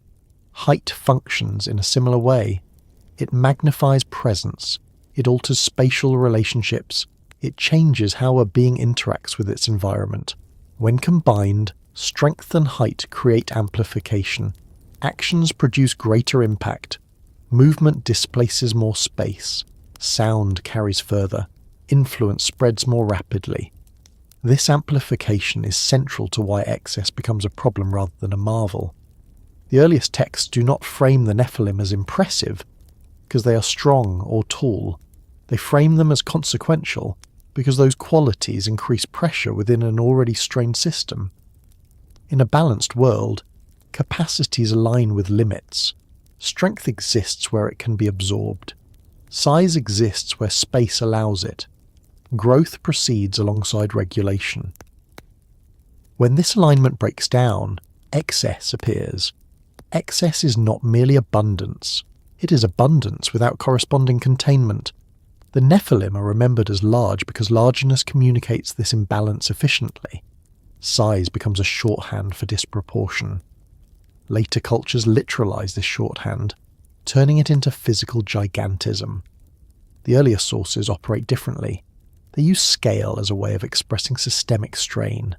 Strength, in particular, is tied to agency. A strong being does not merely exist, it acts with greater consequence. In a system already experiencing erosion of boundaries, increased agency accelerates destabilization. Actions that might be manageable at smaller scale become disruptive when magnified. This is why strength becomes a problem rather than an asset in the narrative. The texts do not describe the Nephilim using their strength for specific acts of destruction. They do not catalogue violence. They do not recount battles. The issue is not what the Nephilim do, but what they make unavoidable. Their presence compresses space. It intensifies competition. It accelerates escalation. In societies where survival depends on delicate balance between resources, population and environment, disproportionate force distorts every interaction. Height contributes to this distortion by altering perception. Tall beings dominate visual fields. They command attention simply by standing. This dominance is not moral. It is physical. It reshapes social dynamics without requiring intention. Ancient societies were acutely aware of how physical dominance translated into social consequence. Leaders were often described in terms of stature not because they were literally taller, but because their influence extended further. Height in this sense is a metaphor grounded in lived experience. The Nephilim combine these elements. They are strong enough to overwhelm systems designed for moderation. They are large enough to disrupt spatial and social equilibrium. Together, these traits create a persistent pressure that the world cannot ignore. The problem of excess arises when amplification outpaces integration. Systems can adapt to gradual change. They struggle with sudden magnification. The Nephilim represent magnification without adjustment. This is why the earliest texts do not celebrate them. They also do not condemn them outright. They recognize that excess is dangerous regardless of intent. A flood does not mean to destroy crops. Its force does so anyway. Strength operates similarly. The language used to describe excess is often tied to filling. The earth is described as becoming full. Activity fills space. Sound fills air. Presence fills the land. These descriptions surround references to the Nephilim, situating them within a broader condition of saturation. Saturation is unsustainable. Once space is filled beyond capacity, pressure builds. Pressure demands release. Release takes the form of correction. The Nephilim are part of this saturation. They are not alone in causing it, but they intensify it. Their scale accelerates the approach to a threshold. In later interpretations, strength and height become moralized. Giants are portrayed as violent oppressors or enemies. This moral framing simplifies the problem. It turns systemic imbalance into individual wrongdoing. The earlier sources do not do this. They understand that excess does not require malice. It emerges naturally when limits are exceeded. The Nephilim are not accused of choosing excess. They embody it. This embodiment is important. It makes the problem visible. Abstract imbalance becomes concrete. The world can now recognize that something has gone too far. Strength also interacts with knowledge in destabilizing ways. Knowledge increases efficiency. Strength increases impact. Together, they multiply consequence. The Nephilim exist at the intersection of these forces. This intersection explains why their memory persists even when details fade. They represent a moment when multiple forms of amplification converged. Physical capacity, proximity between realms, and accelerated development combined to produce outcomes that could not be quietly absorbed. The texts also suggest that strength without proportional responsibility becomes unsustainable. Responsibility requires structure. Structure had not yet hardened. The Nephilim emerge before responsibility is fully institutionalized. This timing matters. In later eras, strength is regulated through law, hierarchy, and limitation.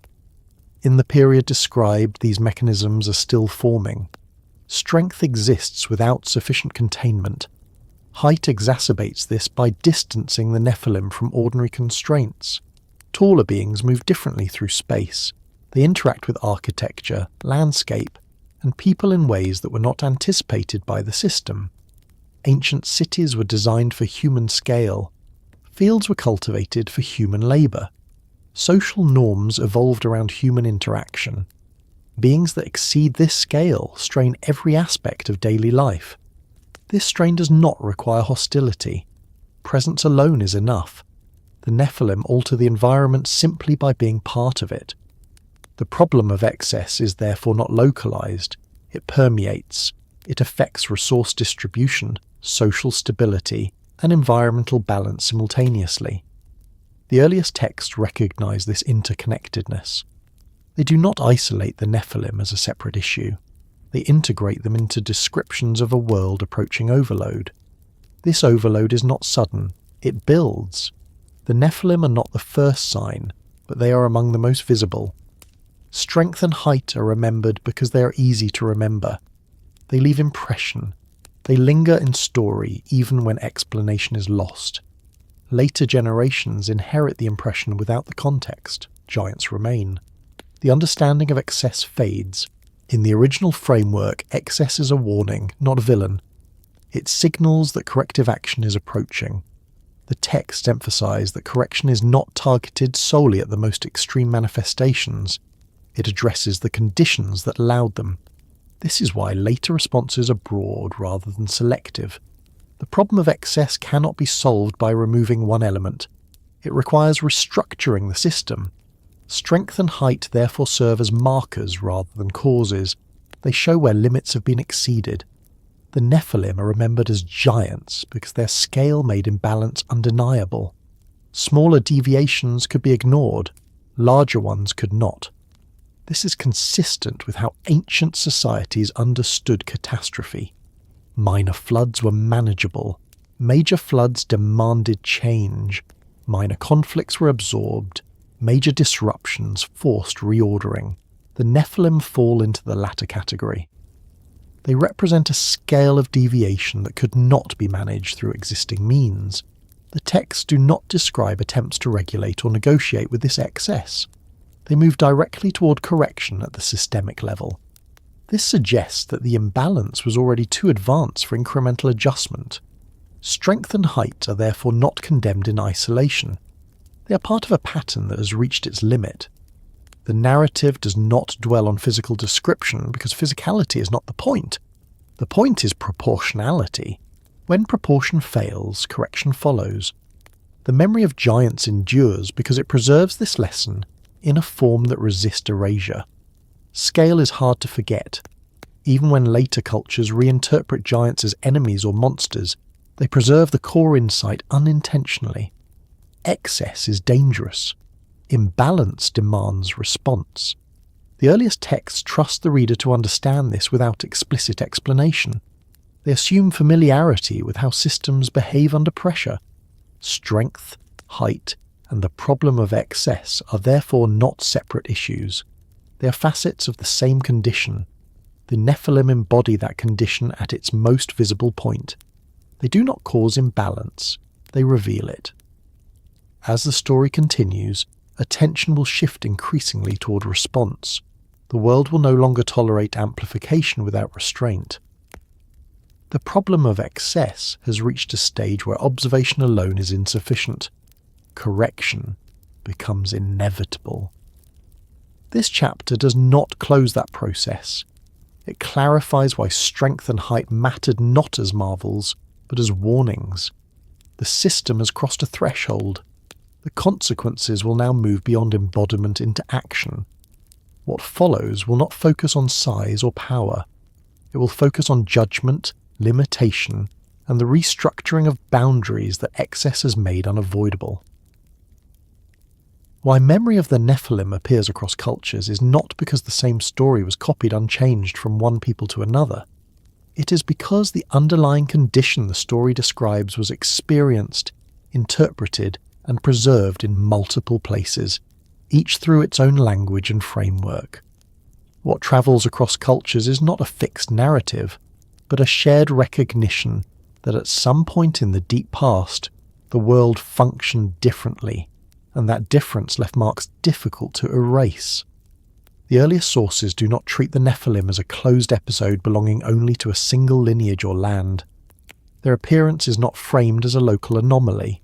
Instead, it is embedded in descriptions of the world itself during a particular phase of existence.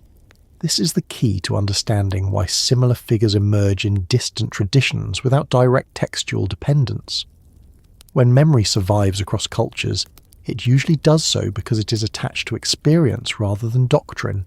Doctrines require teaching. Experiences imprint themselves. The Nephilim belong to the second category. They are remembered not because their story was carefully preserved, but because the conditions they represent were disruptive enough to leave lasting impressions. Across the ancient world, cultures preserve memories of beings larger than ordinary humans, stronger, longer lived, or closer to the divine than later generations. These beings appear under different names.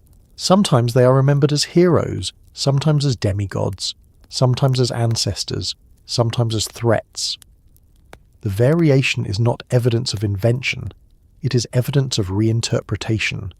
Each culture inherited fragments rather than a complete explanation.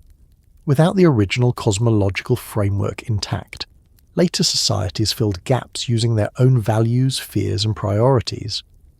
What remained consistent was the sense that there was once a time when boundaries were different, and that this difference mattered. The memory of the Nephilim persists because it is anchored to transition. Stories that describe stable conditions fade as normality changes. Stories that describe thresholds endure because they explain why things are no longer the way they once were. The Nephilim are always associated with a before stricter separation, before shorter lifespans, before limitations hardened. This pattern appears repeatedly, even when names and details change. In some cultures, these beings are remembered as the first kings, in others as ancient builders, in others as warriors of immense power. The surface details differ, but the underlying theme remains consistent. These figures belong to an earlier order of existence, one that could not continue indefinitely. What survives is not a genealogy, but a sense of loss. Something once present is no longer possible. Memory fills the gap left by that disappearance. This is why cultures separated by geography and language can preserve similar motifs without direct contact. They are not transmitting a story. They are preserving an explanation for why the world feels diminished compared to an imagined past. In ancient societies, memory was not always textual. It was ritual, architecture, and oral repetition. Stories about giants often accompany explanations for monumental structures whose origins were no longer understood. When later populations encountered works they could not easily replicate, they attributed them to earlier beings of greater capacity. This attribution does not require literal giants to function. It reflects a recognition that previous conditions allowed for achievements that later societies struggled to match. The Nephilim become shorthand for lost capacity. The earliest texts do not emphasize construction or technology when describing the Nephilim. That association develops later, but the seed is present. They are remembered as beings who existed when the world allowed more proximity, more strength, more influence, more reach. As memory travels, it adapts to new explanatory needs. In cultures that valued heroism, giants become heroes.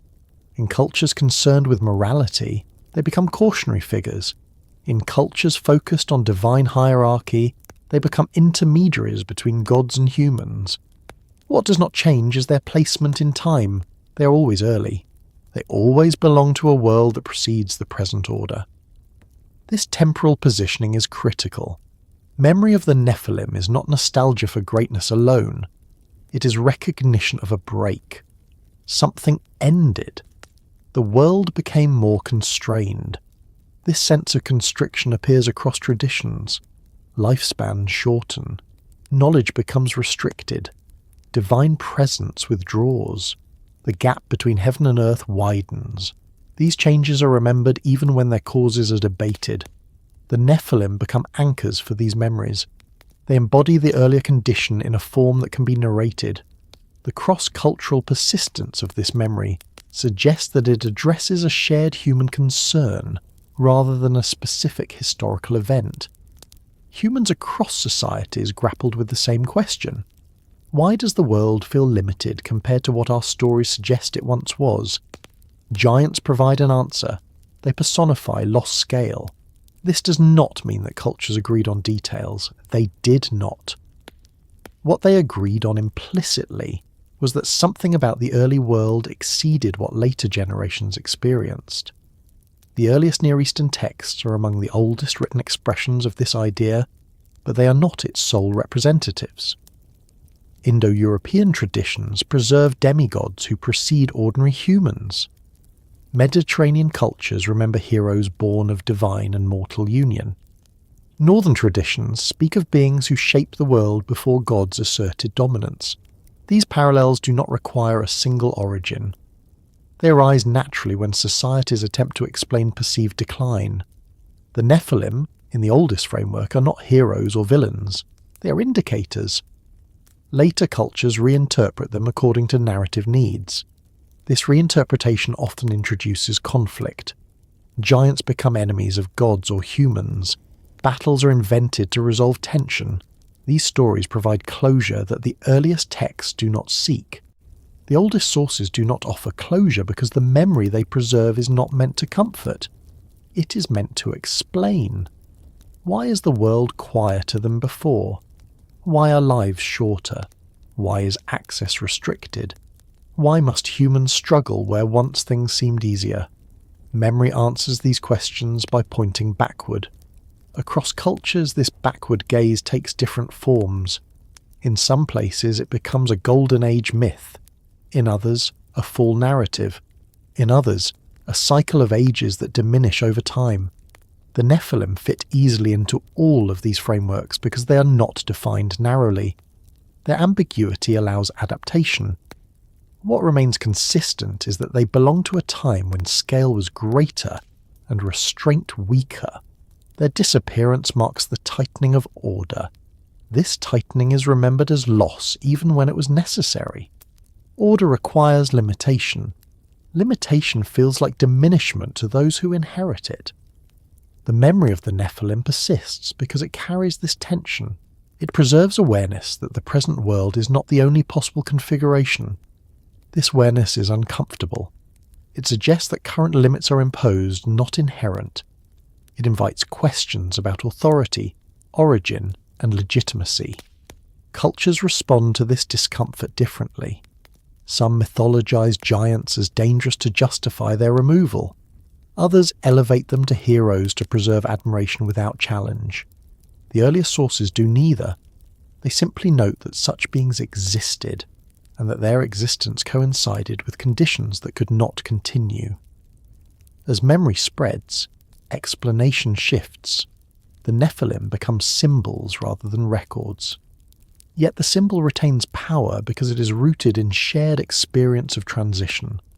Societies remember change even when they forget cause. This is why the Nephilim appear across cultures without uniform description. Uniformity would suggest copying. Variation suggests adaptation. The persistence of the memory indicates that it answered something essential. It provided a framework for understanding why boundaries exist where they do. The giants belonged to a time before boundaries hardened. Their memory explains why boundaries were later enforced so strictly. The oldest texts preserve this logic quietly. Later cultures amplify emotion. Across all of them, the Nephilim remain tied to the same function. They mark a threshold between worlds. They do not belong fully to the divine. They do not belong fully to the human. They exist in between, and that in-between state becomes impossible to sustain. Memory preserves them because it preserves the awareness that such a state once existed. As the story continues, this memory will begin to narrow.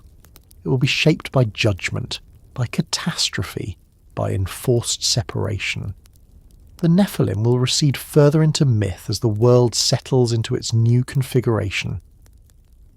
But the persistence of their memory across cultures ensures that the question they embody never fully disappears.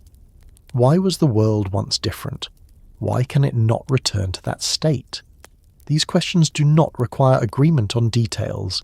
They require only shared recognition of loss. The Nephilim remain because they give that loss a form. The narrative does not resolve this here. It carries the memory forward, allowing it to surface wherever cultures grapple with the distance between what is and what was believed to have been possible. The story continues from this shared remembrance into the next phase, where memory begins to harden into judgment, and the conditions that once allowed excess are deliberately dismantled. The world growing noisy before the flood is described in the oldest sources with a striking mix of simplicity and gravity. Noise is not used as metaphor alone. It is treated as a condition, measurable and consequential, a sign that the balance sustaining the world had begun to fail.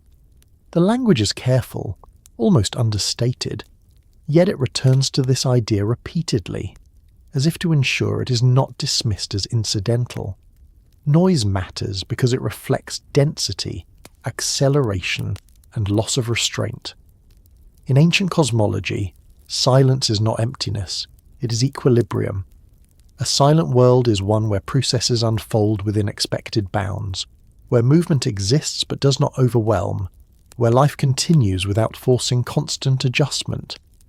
Noise, by contrast, signals compression, too much activity in too little space, too many interactions without sufficient distance. The texts do not describe noise as moral offence. There is no accusation of wicked speech or blasphemy. The noise is not sinful, it is excessive. It arises naturally when population increases, when settlements grow, when activity intensifies beyond what the system was structured to absorb. This is an important distinction. Modern readers often interpret noise through ethical lenses, associating it with disobedience or rebellion. The earlier sources do not do this. They describe noise as a physical and systemic pressure. The world becomes loud because it is crowded. As humanity multiplies, the landscape changes, fields expand, cities grow denser, trade increases, movement accelerates. Every one of these developments produces sound, not just audible sound, but disturbance. The ground is worked continuously. Water is redirected. Structures rise and fall. Life becomes constant activity rather than seasonal rhythm. In a world where heaven and earth were still relatively close, this activity did not remain contained. It travelled upward. It crossed boundaries that had once been permeable but stable. What had previously been distant background became persistent presence. The texts emphasize that this noise reached the divine realm. This is not poetic exaggeration. It reflects a worldview in which realms were layered rather than sealed. What happened below affected what existed above.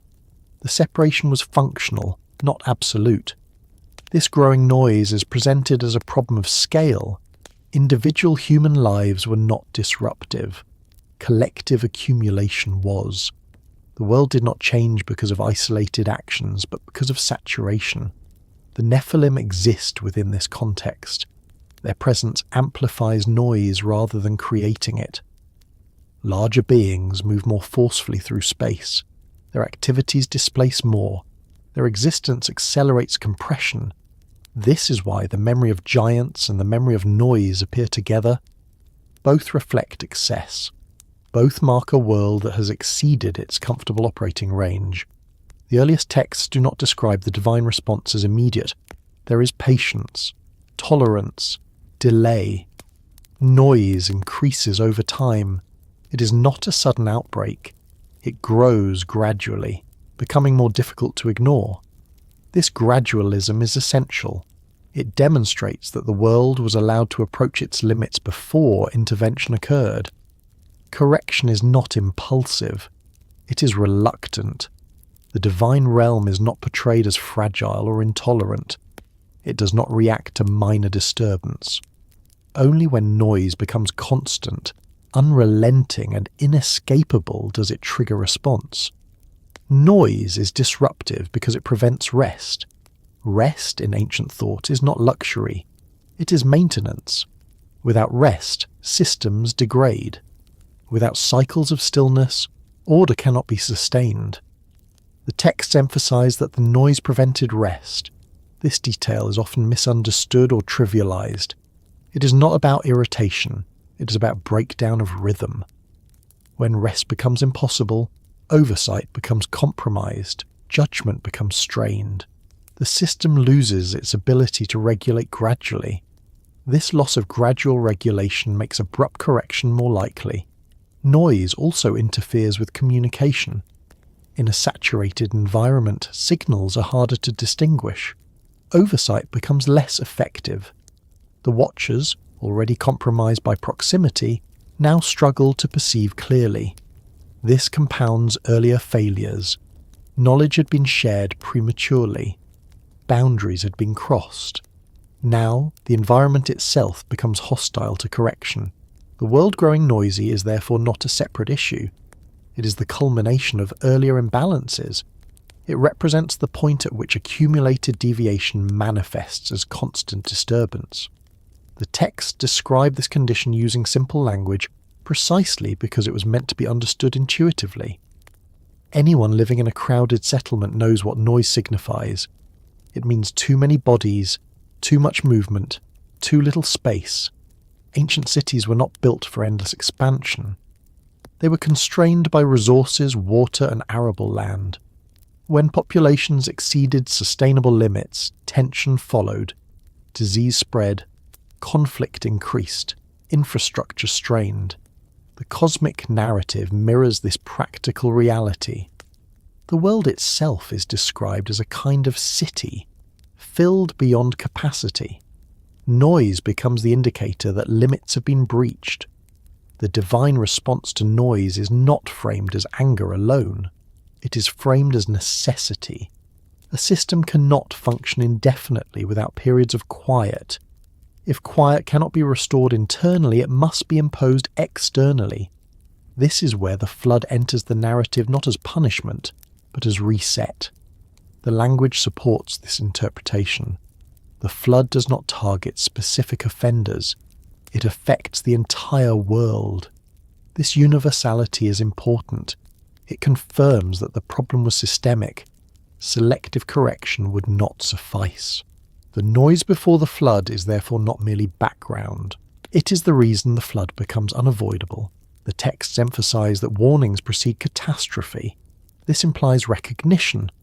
The system attempts to signal that limits are being approached. These warnings do not take the form of commandments. They appear as signs, increasing instability, escalating disturbance, growing discomfort. The world itself becomes difficult to inhabit. The Nephilim in this phase are not singled out. They are part of the noise. Their presence contributes to saturation, but they are not blamed individually. This is consistent with the broader pattern. Excess is not corrected by targeting its most visible elements alone. It is corrected by restructuring conditions. The flood narrative does not dwell on the suffering it causes. It focuses on its effect. Noise ceases. Movement stops. Space opens. Silence returns. This silence is not celebrated emotionally. It is presented as functional restoration. The texts describe the world returning to a quieter state. Waters cover land. Activity is suspended. The system resets to a condition resembling its earlier equilibrium. This return to silence is temporary. It is a pause, not an end. But it is necessary. Noise, once eliminated, allows reordering. Boundaries can be re-established. Roles can be clarified. Distance can be enforced. The world growing noisy before the flood thus represents the final confirmation that earlier corrective opportunities were missed. It is the signal that gradual adjustment is no longer sufficient. The narrative emphasizes that this condition developed over time. This is not a sudden rebellion. It is cumulative strain. This framing removes moral simplification. The flood is not framed as divine rage against wickedness alone. It is framed as structural necessity. The earliest texts are careful to preserve this logic. Later interpretations often replace it with moral drama, but the underlying explanation remains. Noise in this context is not merely sound, it is saturation. It is the point at which systems lose elasticity. This understanding explains why similar flood narratives appear across cultures. Many societies experienced moments when population, environment, and capacity fell out of alignment. Flood becomes a powerful symbol for resetting imbalance. The Near Eastern flood narrative preserves this symbolism in its most explicit form. It ties noise directly to the decision to reset. The memory of noise is therefore essential. It explains why correction occurred without requiring moral condemnation of every individual. The world growing noisy is remembered because it marks the final stage before decisive change. It tells us that the system tolerated imbalance for as long as possible. Only when silence could no longer be achieved internally did external correction become unavoidable. This chapter does not conclude the story. It brings it to the threshold. The flood has not yet come. The world is still functioning, but barely. Noise fills space. Rest is impossible. Oversight is strained. The conditions that produced the Nephilim remain active, but they are now overwhelmed by their own accumulation. The narrative moves forward from this point into judgment, not as sudden vengeance, but as response to saturation that could no longer be ignored. What follows will not undo what has occurred. It will enforce limits that had previously relied on restraint. The world growing noisy is the last signal before that enforcement begins. Judgment without immediate destruction is one of the most misunderstood elements in the oldest traditions, because it does not conform to later expectations of swift punishment or decisive closure.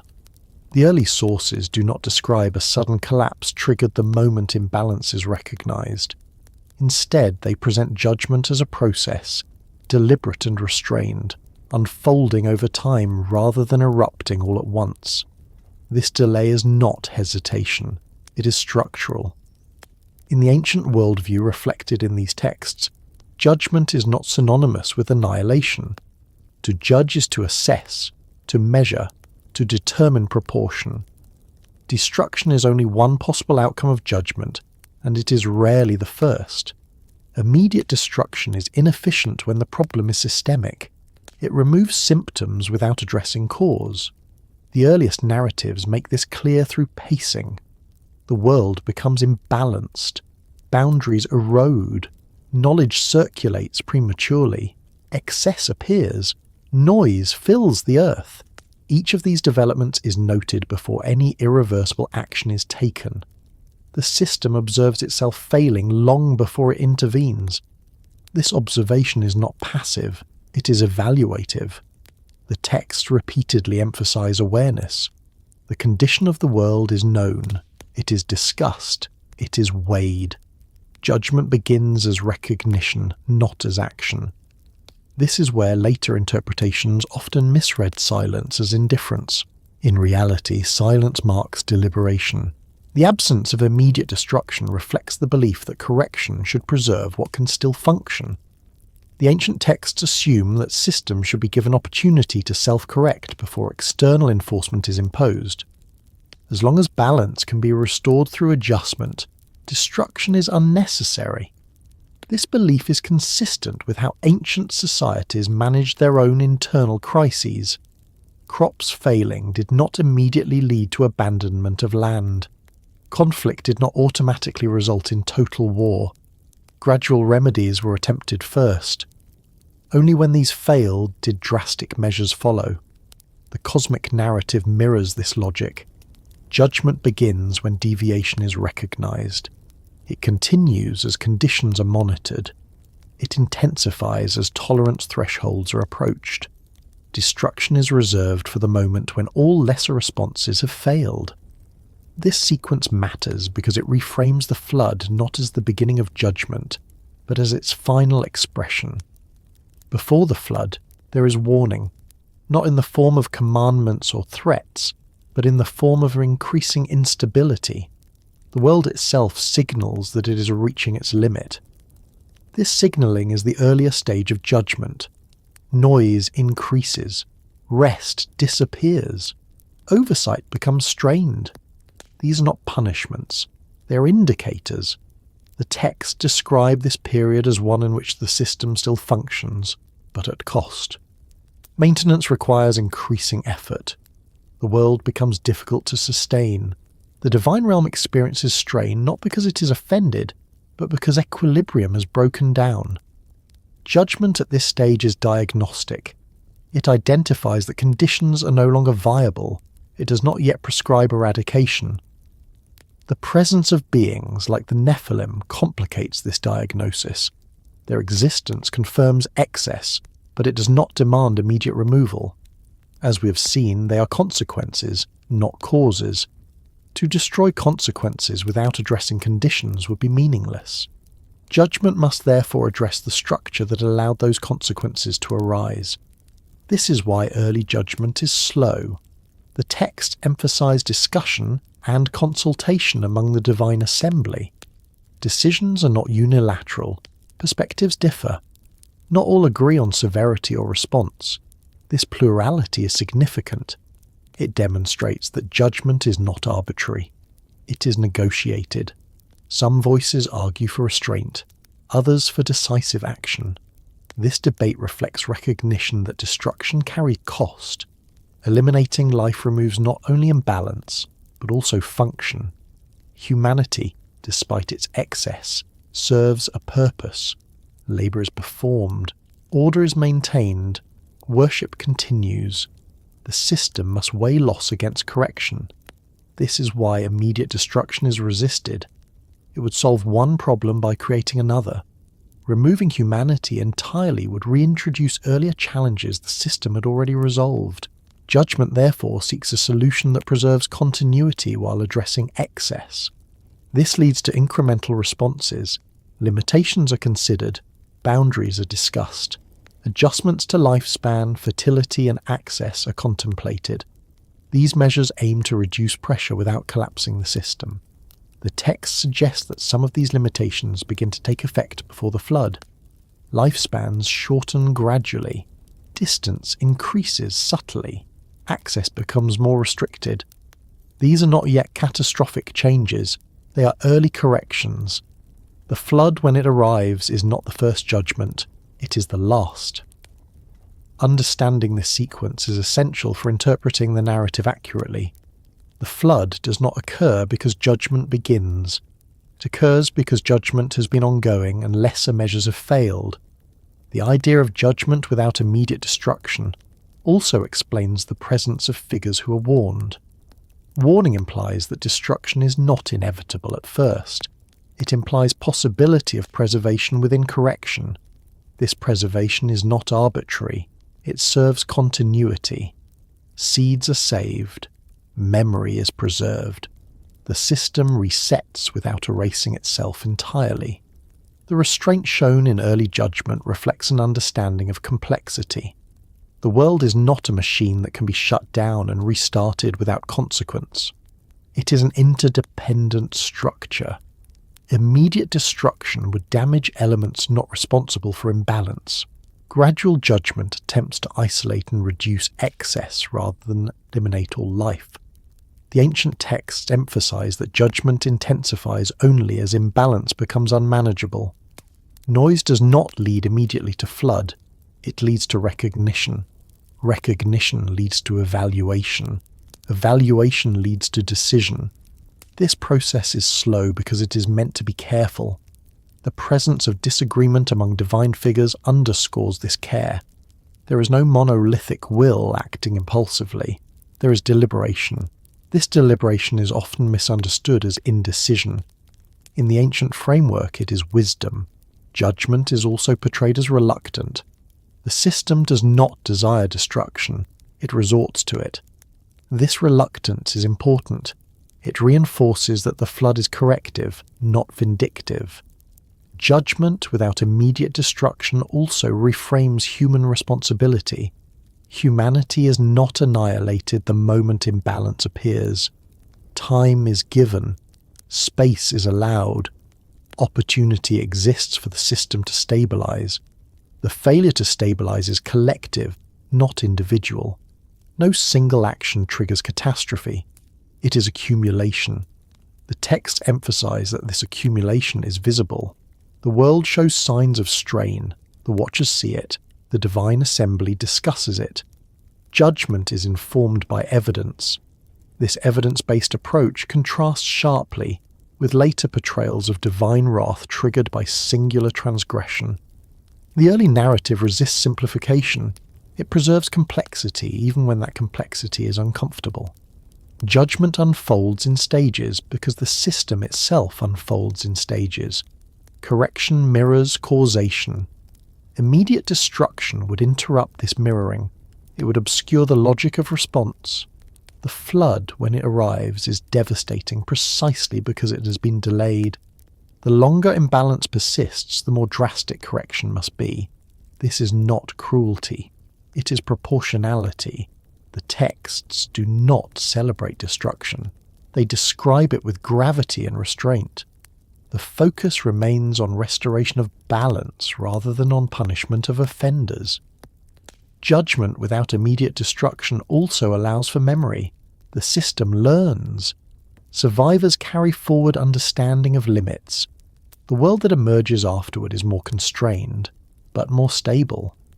This learning would not occur if destruction were immediate and total. There would be no continuity. The narrative therefore preserves figures who bridge worlds, those who remember what existed before and witness what comes after. This bridging reinforces that judgment aims at transformation, not erasure. The flood marks the point at which restraint gives way to enforcement. Before that point, judgment remains evaluative. The distinction matters because it shapes how the entire narrative is understood. The early world is not abandoned, it is monitored. Judgment is not absent, it is present but restrained. The Nephilim exist during this period of restrained judgment. Their presence does not trigger immediate annihilation because the system is still attempting to adjust. Noise increases, pressure builds, oversight struggles, yet destruction is withheld. This withholding is intentional. It reflects a commitment to continuity until continuity itself becomes impossible. The texts preserve this logic through pacing. Long periods pass between recognition of imbalance and catastrophic response. This duration is often lost in later retellings that compress events for dramatic effect. In the original framework, time matters. Systems change slowly. Correction respects that pace until it can no longer afford to. Judgment without immediate destruction therefore reveals the ancient understanding of responsibility. Correction should be proportional, informed, and delayed until necessary. The flood does not come as a surprise within the narrative. It comes as a conclusion to a long evaluation. This understanding reframes the entire story of the Nephilim and their world. It removes the idea of sudden punishment and replaces it with gradual recognition. The system knows it is failing before it acts. This knowledge carries weight. It means that what follows is not impulsive. It is deliberate. As the narrative continues, this deliberation will give way to enforcement. Distance will be imposed. Limits will harden. But that enforcement is meaningful only because judgment preceded it. The world is not destroyed because it is evil.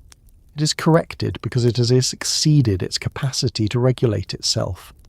Judgment without immediate destruction preserves this insight. It ensures that the story remains about balance rather than blame, about proportion rather than morality. This chapter does not end with catastrophe. It ends with inevitability forming quietly. The system has evaluated itself. It has delayed response. It has attempted adjustment. What follows will not be sudden rage. It will be the final stage of judgment that has been unfolding all along. The story continues forward from this point, carrying the understanding that destruction, when it comes, is not the beginning of judgment, but its last and most forceful expression. What the texts say happened to the giants is far less dramatic than later traditions would have us believe, and far more unsettling because of its restraint. There is no extended account of their downfall, no catalogue of battles, no heroic confrontations between divine forces and towering enemies. Instead, the earlier sources handle the fate of the Nephilim with the same economy of language that marked their appearance. They do not linger. They do not explain in detail. They allow consequence to speak for itself. This silence has often been mistaken for absence. In reality, it reflects the way ancient writers understood resolution. When a condition is corrected at the systemic level, individual outcomes do not require narration. The focus shifts from actors to structure. What happened to the giants is inseparable from what happened to the world that made them possible. The texts never describe a specific moment when the Nephilim are gathered and destroyed. They are not singled out for punishment. They are not named as targets of divine wrath. Instead, the narrative moves toward a broad corrective event that affects everything without discrimination. This universality is critical. It tells us that the problem was not the giants alone, but the environment that allowed excess to manifest. When the flood enters the record, it does so as a response to saturation. Noise ceases, movement stops, space opens. The conditions that sustained imbalance are temporarily erased. Within this reset, the Nephilim disappear not because they are hunted down, but because the world that sustained them no longer exists in the same form. This is the first key point the texts make implicitly. The giants do not survive because the conditions of their emergence are removed. Their fate is environmental rather than punitive. Ancient cosmology does not treat beings as independent from their context. Existence is relational. What can exist in one configuration of the world may not be possible in another. When boundaries harden, when separation increases, when access is restricted, certain outcomes simply cease to occur. The Nephilim belong to an earlier configuration. Once that configuration ends, so do they. The texts reflect this by shifting attention away from them entirely. After the flood narrative begins, giants no longer occupy the centre of concern. The story moves towards survival, preservation, and reordering. The giants are not mentioned because they are no longer relevant to the new structure. This absence is intentional. It reinforces that their significance was tied to a specific phase rather than to ongoing opposition. Later readers often expect closure in the form of explicit destruction. Ancient narratives do not always provide this. Instead, they allow disappearance to signal resolution. Something no longer mentioned is something no longer possible. This pattern appears elsewhere in ancient literature. Earlier beings vanish without explanation when their function ends. They do not need to be killed. They are rendered obsolete by structural change. The Nephilim fit this pattern precisely. The texts also avoid attributing their disappearance to moral failure on their part. There is no accusation that they sinned more than others. There is no language of corruption attached to them specifically. This reinforces that their fate was not individualized. What ended was not a group. What ended was a condition. The flood resets scale. It reduces population. It reintroduces space. It restores silence. It enforces distance between realms. In doing so, it removes the pressure that produced excess. In the world that merges afterward, limits are stricter. Lifespans shorten. Access to knowledge narrows. Divine presence withdraws. The distance between heaven and earth increases. Within this new configuration, giants cannot emerge in the same way. The system no longer allows it. This does not mean that memory of giants disappears. Memory persists because memory does not require conditions to remain unchanged. It only requires continuity of narrative. The texts preserve this memory carefully. They refer back to the Nephilim as belonging to a time before and also afterward, but always in relation to a threshold. This phrasing is often misunderstood. It does not imply that giants continued unchanged. It implies that memory of them persisted into later generations. The phrase also afterward signals that the concept of giants survived the correction even if the original conditions did not. Stories adapt. Terms are reused. Later figures are interpreted through earlier frameworks. This reuse creates confusion for modern readers. Later references to giants are often assumed to describe the same beings or conditions. The texts themselves do not support this assumption. They distinguish between the primordial period and what follows. What the texts say happened to the giants is therefore indirect. They were overtaken by correction. They were outpaced by change. They belonged to a world that could not continue. There is also an important distinction between disappearance and destruction. Destruction implies intent directed at an object. Disappearance implies incompatibility with new conditions. The earliest narratives favour the second. This framing aligns with the broader theme of judgment without immediate destruction.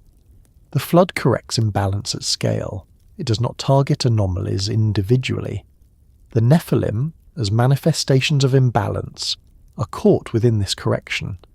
They are not addressed separately because addressing them separately would misunderstand the problem. The text's silence on their individual fate preserves this understanding. It refuses to reduce systemic failure to individual guilt. Later traditions, uncomfortable with this ambiguity, supply missing details. Giants are said to be slain, imprisoned, cast into darkness, turned into spirits.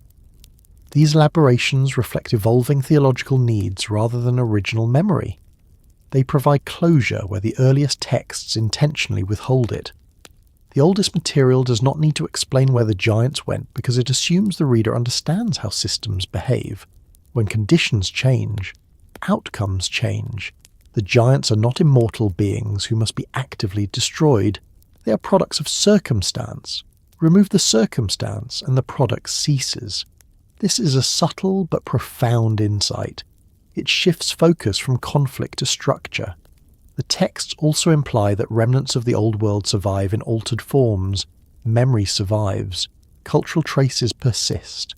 Stories of giants continue to circulate because they serve explanatory purposes in the new world.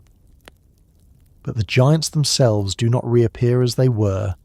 The narrative after the flood emphasizes limitation. Boundaries are named. Roles are clarified. Distance is enforced. Humanity is reminded repeatedly of its position within the new order. These reminders would be unnecessary if the old conditions still applied. The absence of giants in the new world is itself a form of teaching.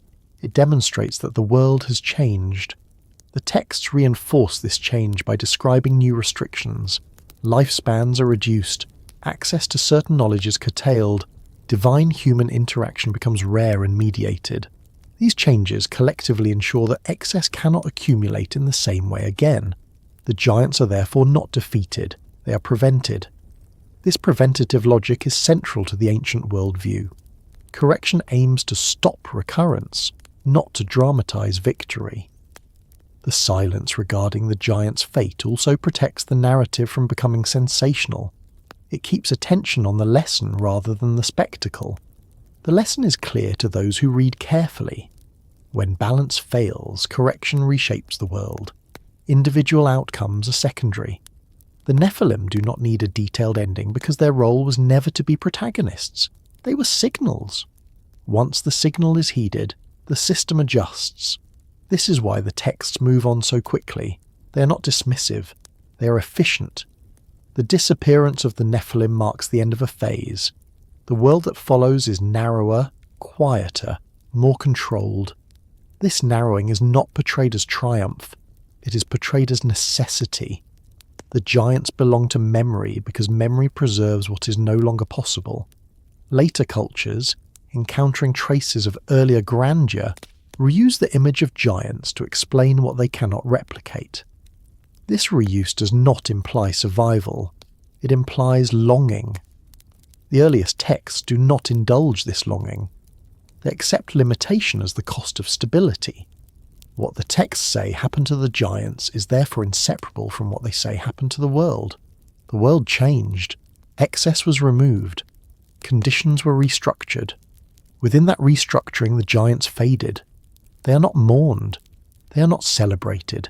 They are remembered. This remembrance serves a purpose. It anchors understanding of why the world is the way it is now. The giants are a reminder that the world once tolerated more than it can now sustain. Their absence confirms that tolerance has limits. The narrative does not close their story with finality. It allows it to dissolve into the background of a new order. This dissolution is itself meaningful. It reflects an ancient confidence that structure, once corrected, does not need to explain itself endlessly. The giants existed. The world changed. They no longer do. The story moves forward, carrying this quiet resolution into the next phase, where memory of the Nephilim will begin to blur, fragment, and transform, as later cultures inherit the past without its original framework. What remains is not an ending, but a transition, one that prepares the ground for how later generations will reinterpret what they no longer fully understand. Why some Nephilim traditions refuse to end is not because the giants themselves endured unchanged, but because the conditions they represent never fully vanished from human imagination. The earliest texts suggest that the world was corrected structurally, not erased. Boundaries hardened, distance increased, excess was curtailed. Yet memory does not obey the same rules as reality. Memory persists where conditions do not. It adapts, it reshapes itself to fit new environments. This persistence explains why traditions about the Nephilim continue long after the world that produced them has been fundamentally altered. In the oldest framework, the disappearance of the giants is quiet because their function is complete. They are no longer necessary as signals once the system has been restructured. But memory serves a different function than signalling imbalance. Memory explains limitation. It offers context for why the present feels constrained compared to an imagined past. Human societies repeatedly encounter this tension. Each generation inherits a world with rules it did not choose. Distance from origins produces questions. Why are lifespans shorter? Why is access restricted? Why does knowledge arrive slowly and unevenly? Why does power concentrate and then collapse?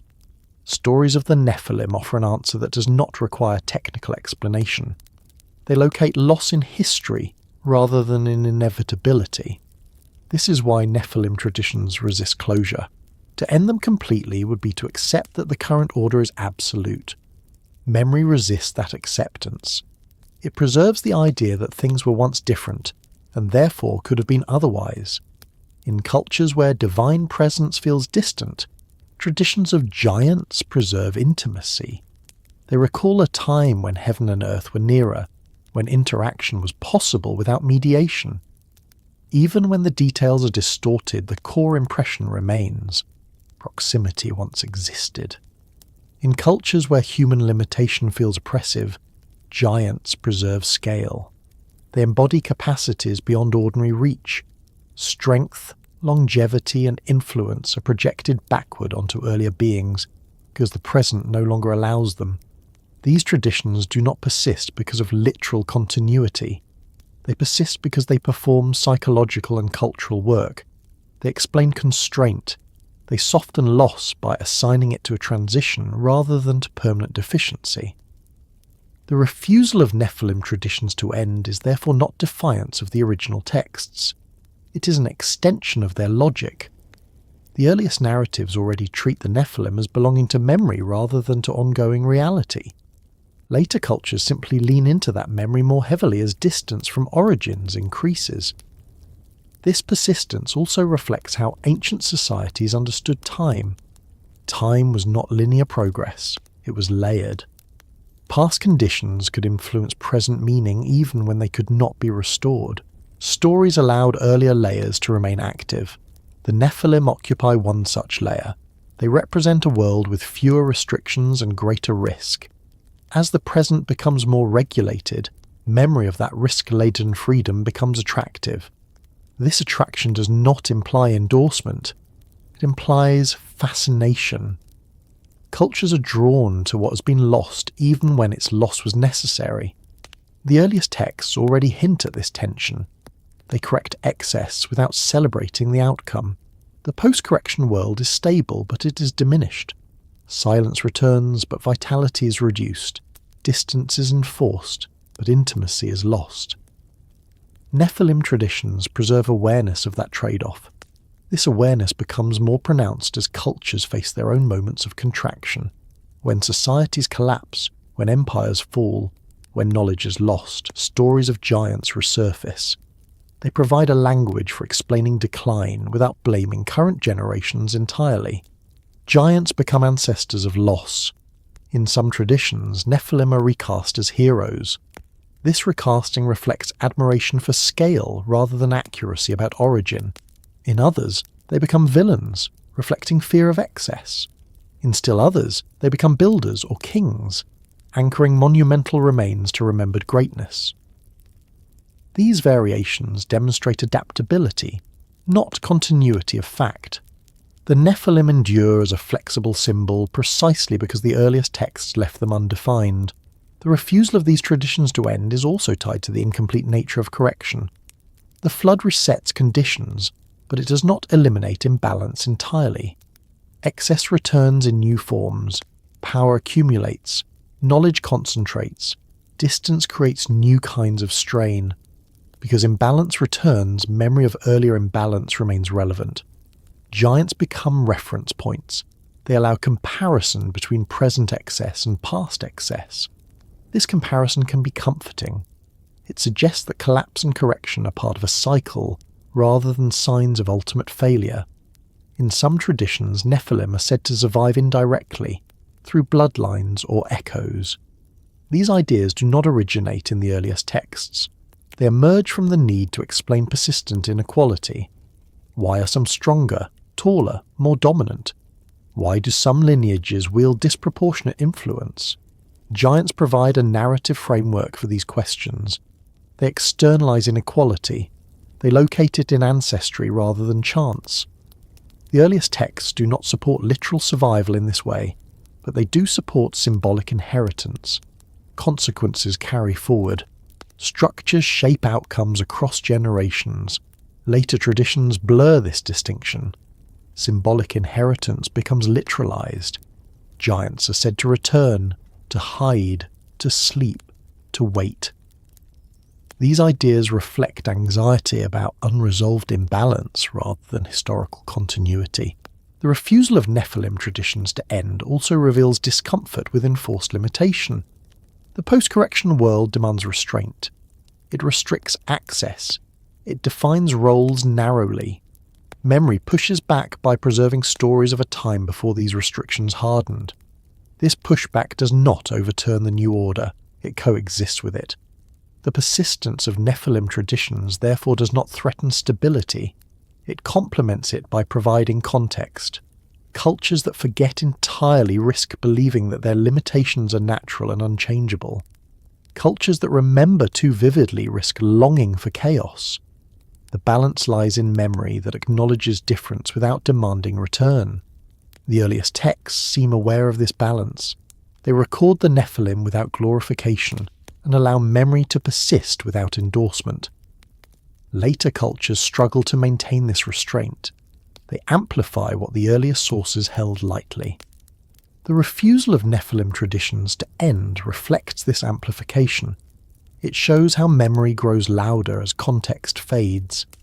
This persistence also explains why Nephilim narratives resurface during periods of uncertainty. When systems strain, people look backward for explanation. Giants become mirrors for contemporary anxiety.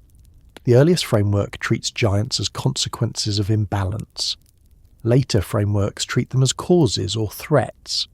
This shift simplifies complex problems into familiar shapes, yet even in these simplified forms the core function remains. Giants mark moments when scale exceeds containment. The refusal of the tradition to end therefore signals that societies continue to confront this problem. As long as imbalance exists, stories of excess will persist. The Nephilim are one such story. They endure not because they still exist, but because the conditions that once produced them are never entirely absent. They return in different guises. The earliest texts do not promise that correction is permanent. They suggest that limits must be maintained continuously. When maintenance fails, excess returns. Memory serves as a warning system. It preserves awareness of what happens when restraint erodes. Nephilim traditions refuse to end because they perform this function across generations. They remind listeners that the world has boundaries for a reason. They also remind them that those boundaries were not always in place. This dual reminder creates tension. It prevents complacency. It resists absolutism. The giants remain in story because they are useful. They carry meaning that adapts to new contexts without losing its core. The narrative does not need them to exist physically anymore. It needs them to exist conceptually. This is why the earliest texts allow them to fade without erasure. Silence invites memory to fill the gap. Later cultures accept the invitation enthusiastically. The refusal of Nephilim traditions to end is therefore not a failure of correction. It is evidence that correction addressed structure, not imagination. Imagination continues to explore the edges of possibility long after those edges have been fenced. The giants linger at those edges, reminding humanity that the world was once less constrained and more dangerous. They also remind it why constraint was imposed. The story moves forward, carrying this unresolved memory into the next phase, where reinterpretation intensifies and the line between remembrance and reinvention becomes increasingly difficult to discern. What follows will explore how later cultures transformed this lingering memory into new forms, reshaping the Nephilim to fit worlds that no longer resembled the one in which they first appeared. Giants after the flood are never presented in the earliest material as a simple matter of survival. The question itself, whether they endured physically, lingered indirectly, or transformed into something else entirely, arises not from what the texts clearly state, but from the gaps they intentionally leave. These gaps are not errors. They are spaces where interpretation begins, where memory shifts from record to symbol. After the flood, the narrative world is fundamentally different. The environment is quieter, population is reduced, distance between realms is enforced, lifespans contract, access narrows. The conditions that once allowed excess to accumulate no longer exist in the same form. This new configuration is not subtle, it is emphasized repeatedly. The post-flood world operates under strict constraints. Within this world, the giants do not reappear as they were before. The texts do not describe their return. They do not narrate their survival. They do not reintroduce them as ongoing actors. This absence is the starting point for the question, not its answer. Later readers, encountering references to large or powerful figures in subsequent traditions, assume continuity. They ask whether the giants survived the flood physically, whether remnants remained hidden, or whether bloodlines endured. These questions reflect later concerns more than their original intent. The earliest framework does not require physical survival to preserve significance. It operates on a different level. Meaning can persist without bodies. When giants appear in post-flood contexts, they do so in altered form. They are no longer presented as part of a global condition. They appear locally, fragmented, reinterpreted. This fragmentation is important. It indicates that whatever persists is no longer systemic. The pre-flood giants belong to a world defined by permeability. The post-flood world is defined by separation. Any appearance of giants afterward must therefore be understood within a fundamentally different structure. This is why the question of survival becomes ambiguous. Survival assumes continuity of conditions. The texts emphasize discontinuity. Rather than describing giants surviving intact, the narratives preserve echoes.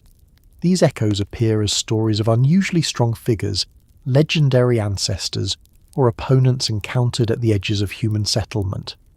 They are not described as remnants of a previous order. They are described as anomalies within the new one. An anomaly is not the same as survival.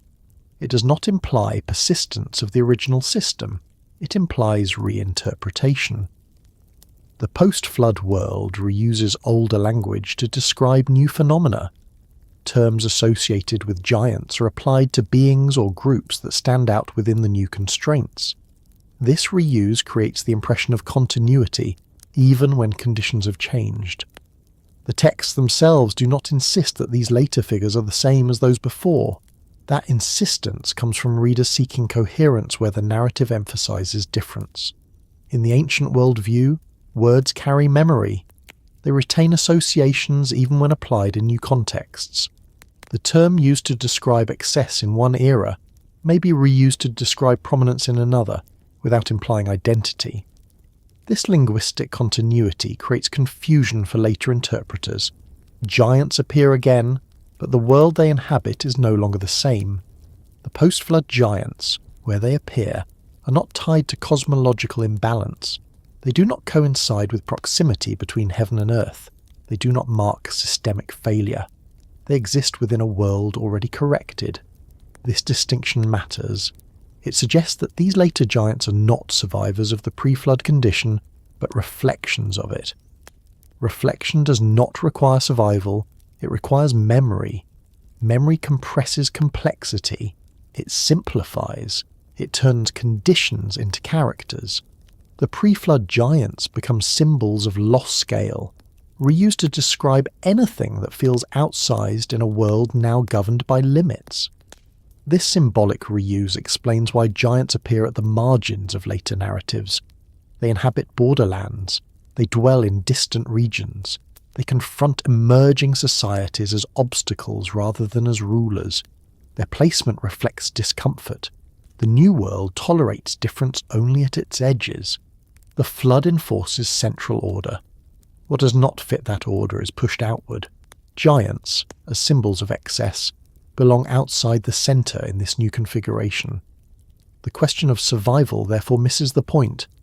What persists is not the beings themselves, but the idea they embodied. The earliest texts encourage this reading by refusing to clarify. They do not state that giants survived. They do not state that they perished individually. They allow the reader to understand that the world changed so thoroughly that the question becomes secondary. Later traditions, less comfortable with ambiguity, fill in the gaps. Giants are said to hide, to flee, to intermarry, to diminish. These explanations reflect narrative needs rather than original memory. Each explanation serves a purpose. Survival narratives maintain continuity. Echo narratives preserve mystery. Symbolic narratives provide meaning without contradiction. The earliest framework supports the last of these most strongly. The giants after the flood function as symbols precisely because they are no longer possible in the same way.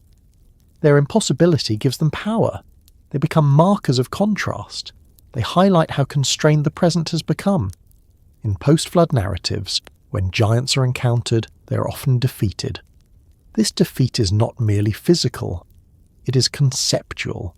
It affirms that the new order prevails. These stories do not contradict the earliest texts. They reinterpret them.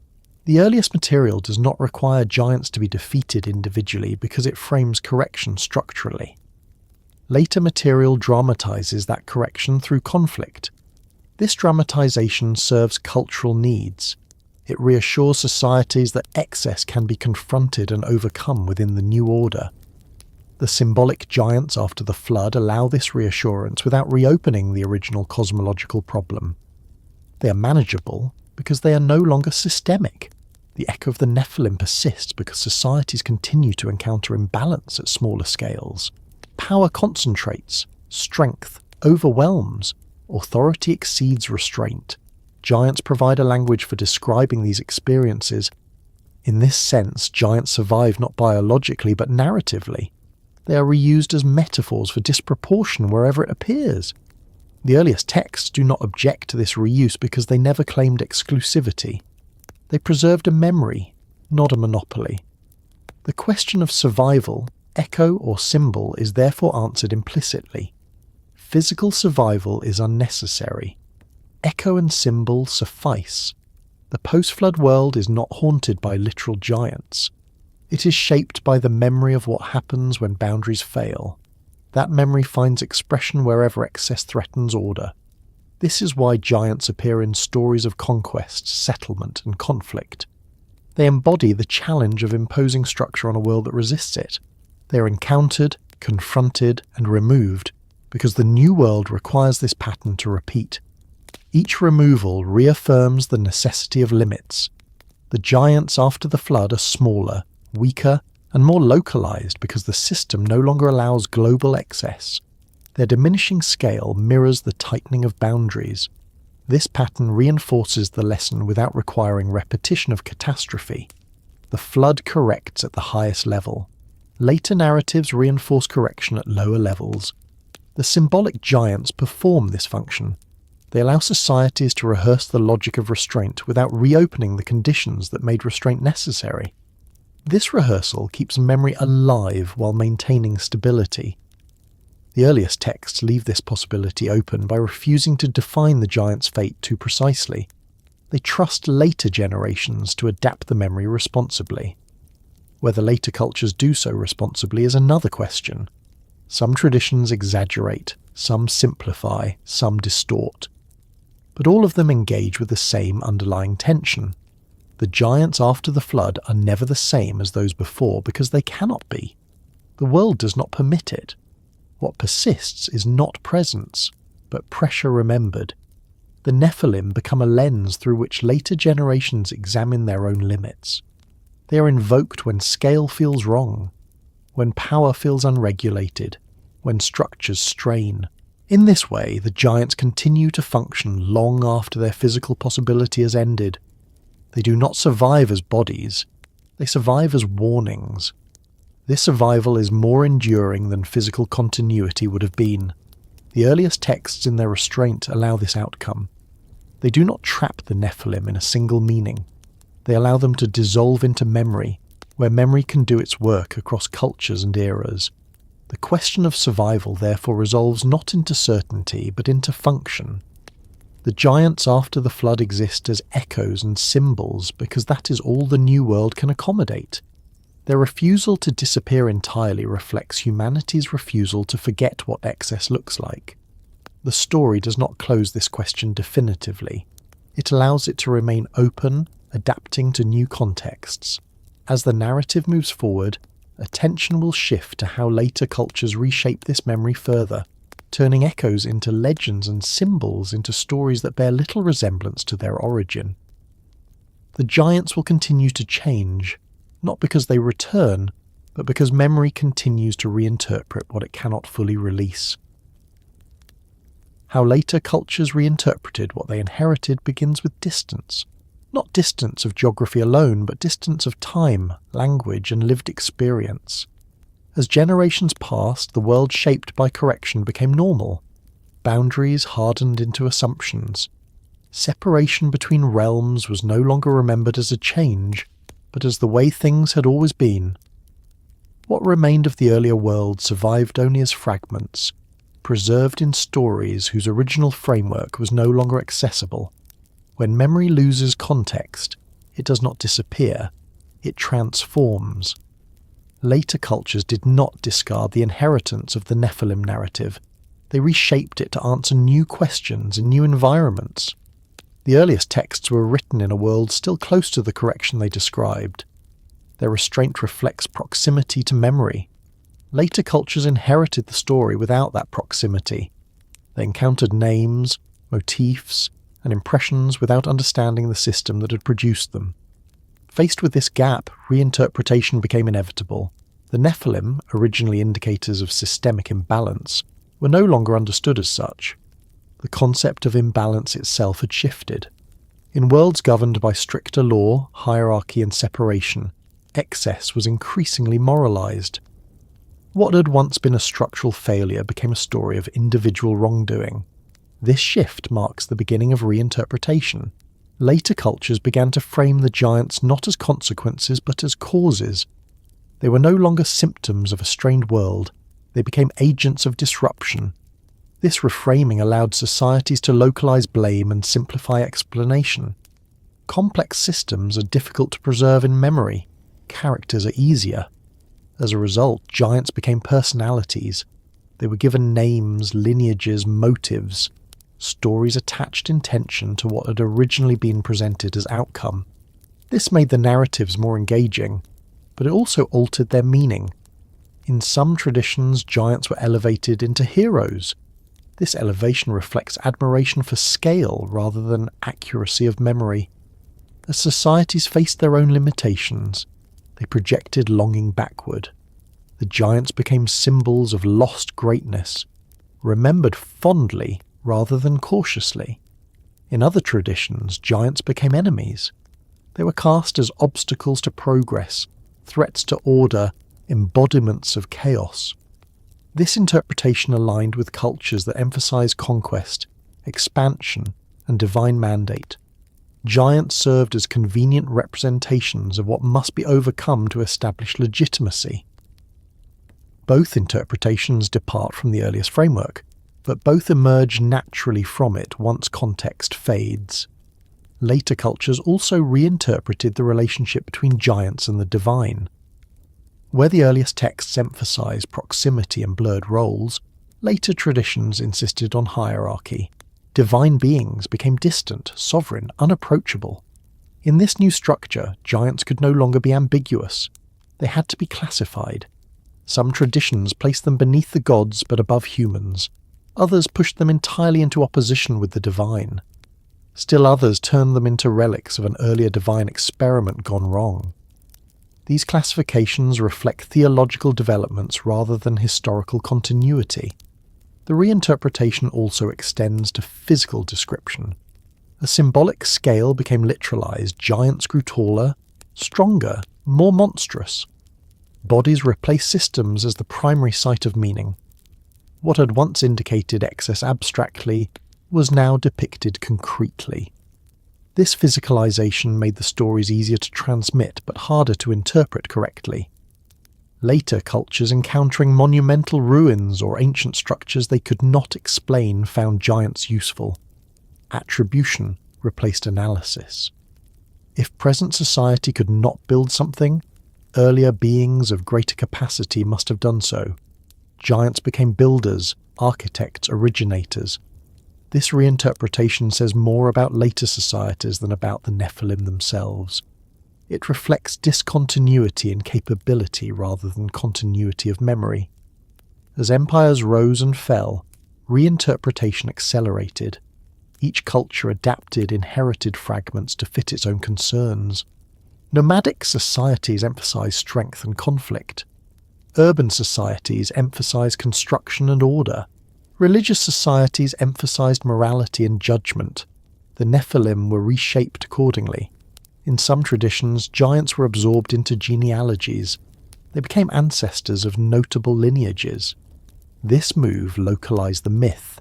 It brought the giants closer, making their memory part of communal identity rather than distant history. In other traditions, giants were pushed further away. They were assigned to remote lands, to borders beyond the known world. This distancing reflected discomfort. Giants represented excess that no longer belonged near the center. Both approaches demonstrate how reinterpretation manages tension. Giants could be claimed or exiled depending on cultural need. Language played a critical role in this process. Words associated with size, strength, or fall were reused without their original nuance. Translation compounded this effect. Terms that once carried layered meaning were rendered into simpler equivalents. As stories moved between languages, precision was lost. Ambiguity increased. Interpretation filled the gap. This is why later texts often contradict one another regarding giants. They are not preserving a single memory. They are preserving different reinterpretations of a shared inheritance. The earliest texts did not attempt to resolve these contradictions because they did not anticipate them.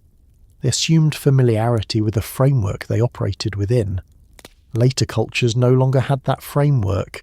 As a result, reinterpretation was not malicious. It was adaptive. Later cultures also faced new forms of excess. Empires expanded beyond sustainable limits. Knowledge concentrated dangerously. Authority detached from accountability. In these contexts, giants became metaphors for contemporary problems. Stories of giants allowed societies to critique power indirectly. A giant defeated by a smaller figure affirmed the value of restraint. A giant punished by the divine affirmed moral order. A giant remembered as glorious affirmed nostalgia. Each reinterpretation preserved a fragment of the original insight while altering its application. Over time, these fragments drifted further apart. The Nephilim ceased to be a unified concept. They became a category populated by diverse figures with little in common beyond scale. Yet beneath this diversity, the original function remained faintly visible. Giants always appear at moments of transition. They mark shifts in order. They accompany stories of change. Even when the details are wildly different, the placement is consistent. Later cultures may not remember why giants mattered, but they remember when they mattered. They belong to beginnings, to endings, to thresholds. This placement reflects inheritance even when understanding is lost. The reinterpretation process also reveals something about memory itself. Memory does not preserve systems well. It preserves images. It preserves emotions. It preserves contrasts. Giants survive because they contrast sharply with ordinary human experience. They stand out. They endure. The earliest texts trusted readers to understand that giants were not the point. Later cultures made them the point because everything else had faded. This shift is not error alone. It is also creativity. Reinterpretation allowed ancient stories to remain relevant. Without adaptation, they would have become inert. Giants changed so that the memory could live. The cost of this adaptation is distortion. The benefit is survival. As a result, later traditions inherit something both familiar and altered. They receive names without meanings, stories without frameworks, symbols without instructions. They fill these gaps with their own values. This process continues wherever the Nephilim appear. Each retelling reveals more about the teller than about the origin. Yet the persistence of the giants across these retellings confirms that something essential was being carried forward. Even when misinterpreted, the story retained enough gravity to demand attention. This gravity originates in the original condition the Nephilim represented: excess, imbalance, threshold. Later cultures did not invent these concerns. They experienced them anew. The giants provided a vocabulary for expressing them. The reinterpretation of what was inherited, therefore, does not erase the past. It refracts it. The Nephilim become mirrors rather than windows. They reflect contemporary anxieties while still faintly revealing the outline of an older world. As reinterpretation intensifies, clarity diminishes. The story becomes layered, contradictory, rich. This richness can mislead those seeking original meaning, but it also testifies to the story's adaptability. The earliest texts did not attempt to control future interpretation. They recorded what they believed mattered.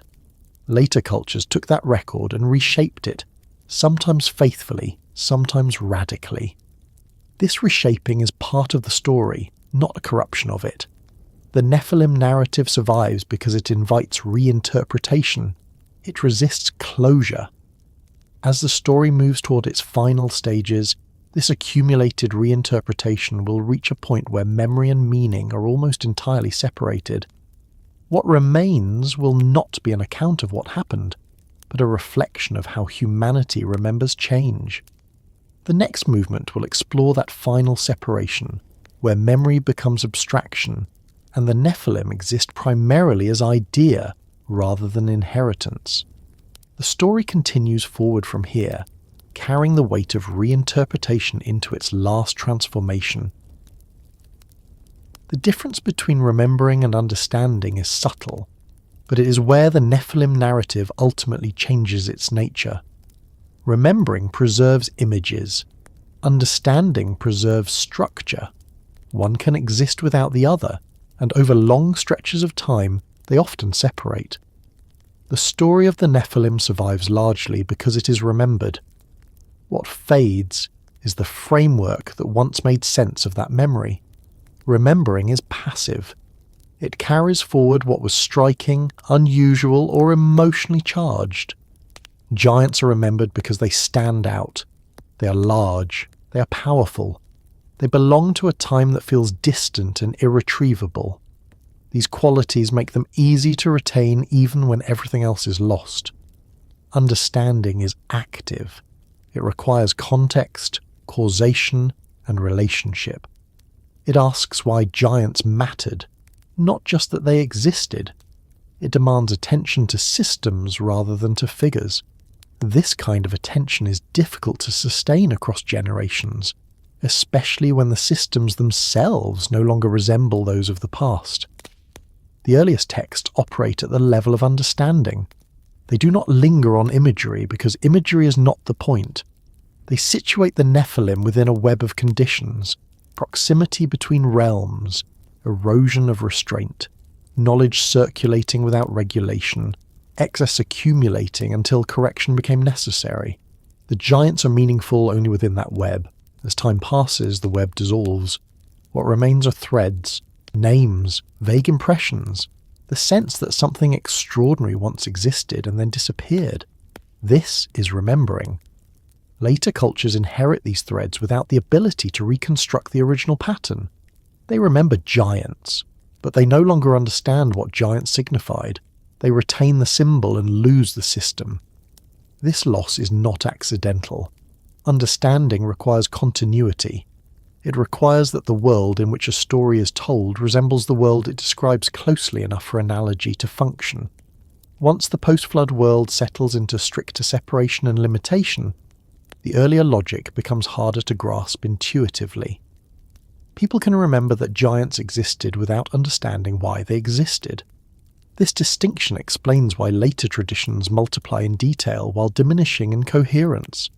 Each culture remembers something different because each remembers what resonates with its own concerns. Strength becomes central where power is contested. Size becomes central where scale is admired or feared. Violence becomes central where conflict dominates cultural memory. Understanding, by contrast, would require remembering that giants were not villains or heroes but indicators. That is a less compelling memory. It lacks drama. It resists personalization. Memory prefers figures. Understanding prefers patterns. As generations pass, the gap widens. Giants become characters. Stories attach motives to them. They are made to act, to choose, to fight. This animates the narrative, but it also shifts it away from its original function. The earliest texts did not need giants to act. Their existence was enough. Later traditions require action, because they no longer recognize the condition the giants embodied. This is how remembering replaces understanding. The difference also appears in how later cultures handle endings. Remembered stories demand resolution. Characters must be defeated, redeemed, or destroyed. Understanding-oriented narratives can dissolve without closure because they are about transition, not triumph. The Nephilim narrative begins as the latter and becomes the former. When understanding fades, memory fills the gap with certainty. Where the original texts were ambiguous, later retellings become explicit. Where the earliest material was restrained, later stories become dramatic. This shift is often mistaken for elaboration or discovery. It is neither. It is substitution. Understanding is replaced by explanation that feels complete but rests on different foundations. This process does not indicate failure of memory. It indicates its success. Memory preserves what it can. What it cannot preserve is context. Context requires maintenance. It must be taught, reinforced, and connected to lived experience. Once lived experience diverges too far, context becomes abstraction. At that point, memory adapts or disappears. The Nephilim survive because they adapt. Understanding what they represented becomes optional. Remembering that they existed becomes sufficient. This sufficiency explains why later cultures rarely question the premise of giants. They debate details. They argue about origins and fates. But they rarely ask what function the giants served within the original narrative. That question belongs to understanding, not to memory. The earliest texts answer it implicitly. Giants marked a world operating beyond sustainable limits. They appeared when boundaries were too flexible and excess accumulated without restraint. This understanding requires attention to systems, not individuals. It demands that the reader hold multiple factors in view simultaneously. As cultural memory simplifies, this demand becomes burdensome. It is easier to remember giants as beings than as conditions. This ease shapes interpretation. The difference between remembering and understanding also affects how the story is used. Remembered stories are applied selectively. They become tools for moral instruction, political legitimacy, or cultural identity. Understanding-oriented narratives resist such use because they complicate simple conclusions. Giants remembered as enemies justify conquest. Giants remembered as heroes justify nostalgia. Giants remembered as builders justify awe. Giants understood as consequences resist justification. They point back to structural failure rather than forward to moral certainty. This resistance makes understanding less attractive to societies seeking clear narratives. As a result, understanding fades quietly. The earliest texts do not try to prevent this. They do not insist on perpetual comprehension. They record what they believe matters and allow future generations to decide how to engage with it. This allowance reflects confidence. The writers trust that even distorted memory preserves something essential. That essential element is recognition of limits. Even when giants are misunderstood, they continue to signal that excess is dangerous. They continue to mark a boundary between what can be sustained and what cannot. This is why remembering alone is sufficient to keep the warning alive, even if understanding is lost. The giants do not need to be interpreted correctly to fulfill their function. They only need to remain associated with scale beyond the ordinary. In this way, remembering and understanding diverge but do not entirely separate. Understanding refines the lesson. Memory preserves it broadly. The loss occurs when memory is mistaken for understanding. This mistake leads to confident misinterpretation. Later cultures believe they know what the giants were when they only remember what giants looked like. This belief produces certainty without comprehension. The earliest texts avoid this by refusing to explain too much. They prevent premature certainty. They allow ambiguity to protect understanding. Later cultures fill that ambiguity with invention. The difference between remembering and understanding therefore marks the final transformation of the Nephilim narrative. It explains why the story survives but changes beyond recognition. What remains is not false, but incomplete. Giants remain as silhouettes. Their outlines are clear. Their interior meaning has faded. This fading does not render the story useless. It changes its function. The story becomes reflective rather than explanatory. It tells society something about themselves rather than about the past. In remembering giants, cultures reveal what they value, fear, or admire. In understanding giants, cultures confront the limits of systems and the cost of ignoring them. Most choose remembering. The earliest texts stand as quiet witnesses to this divergence.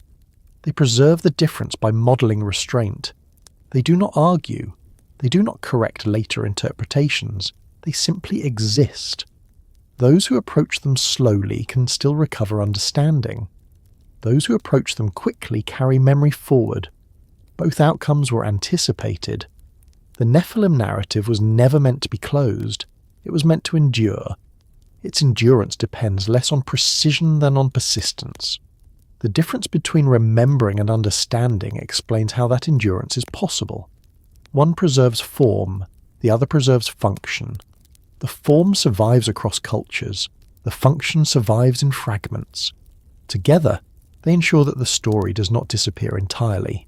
As the narrative moves toward its final reflection, this distinction becomes central. What remains of the Nephilim is not a historical account waiting to be recovered fully. It is a memory that continues to provoke thought about scale, restraint, and consequence. Understanding can still be reached, but it requires effort. Remembering comes naturally. The story does not end by resolving this difference. It acknowledges it. The Nephilim persist in memory, because memory is enough to keep the question alive. Understanding waits for those willing to reconstruct the system behind the symbol. The narrative continues forward into its final movement, where this difference settles into a quiet reflection on what it means to inherit stories without inheriting the worlds that produced them. A quiet thought before sleep settles best when it does not demand an answer. It rests instead as an observation, something allowed to exist without resolution. The story of the Nephilim ends most honestly in this way, not with certainty, not with closure, but with recognition that their presence altered the shape of the world that followed, even after they themselves faded from possibility. The earliest texts never claim that the Nephilim were meant to be remembered forever. They do not insist on legacy. They do not argue for importance beyond function. Yet the world that comes after them is unmistakably different from the world that preceded them. Boundaries are firmer, distance is enforced, limits are named and rarely crossed. Life becomes shorter, quieter, more constrained. These changes are not framed as punishment. They are framed as necessity. If the Nephilim changed humanity, it was not by ruling it or teaching it directly. They changed it by marking a threshold.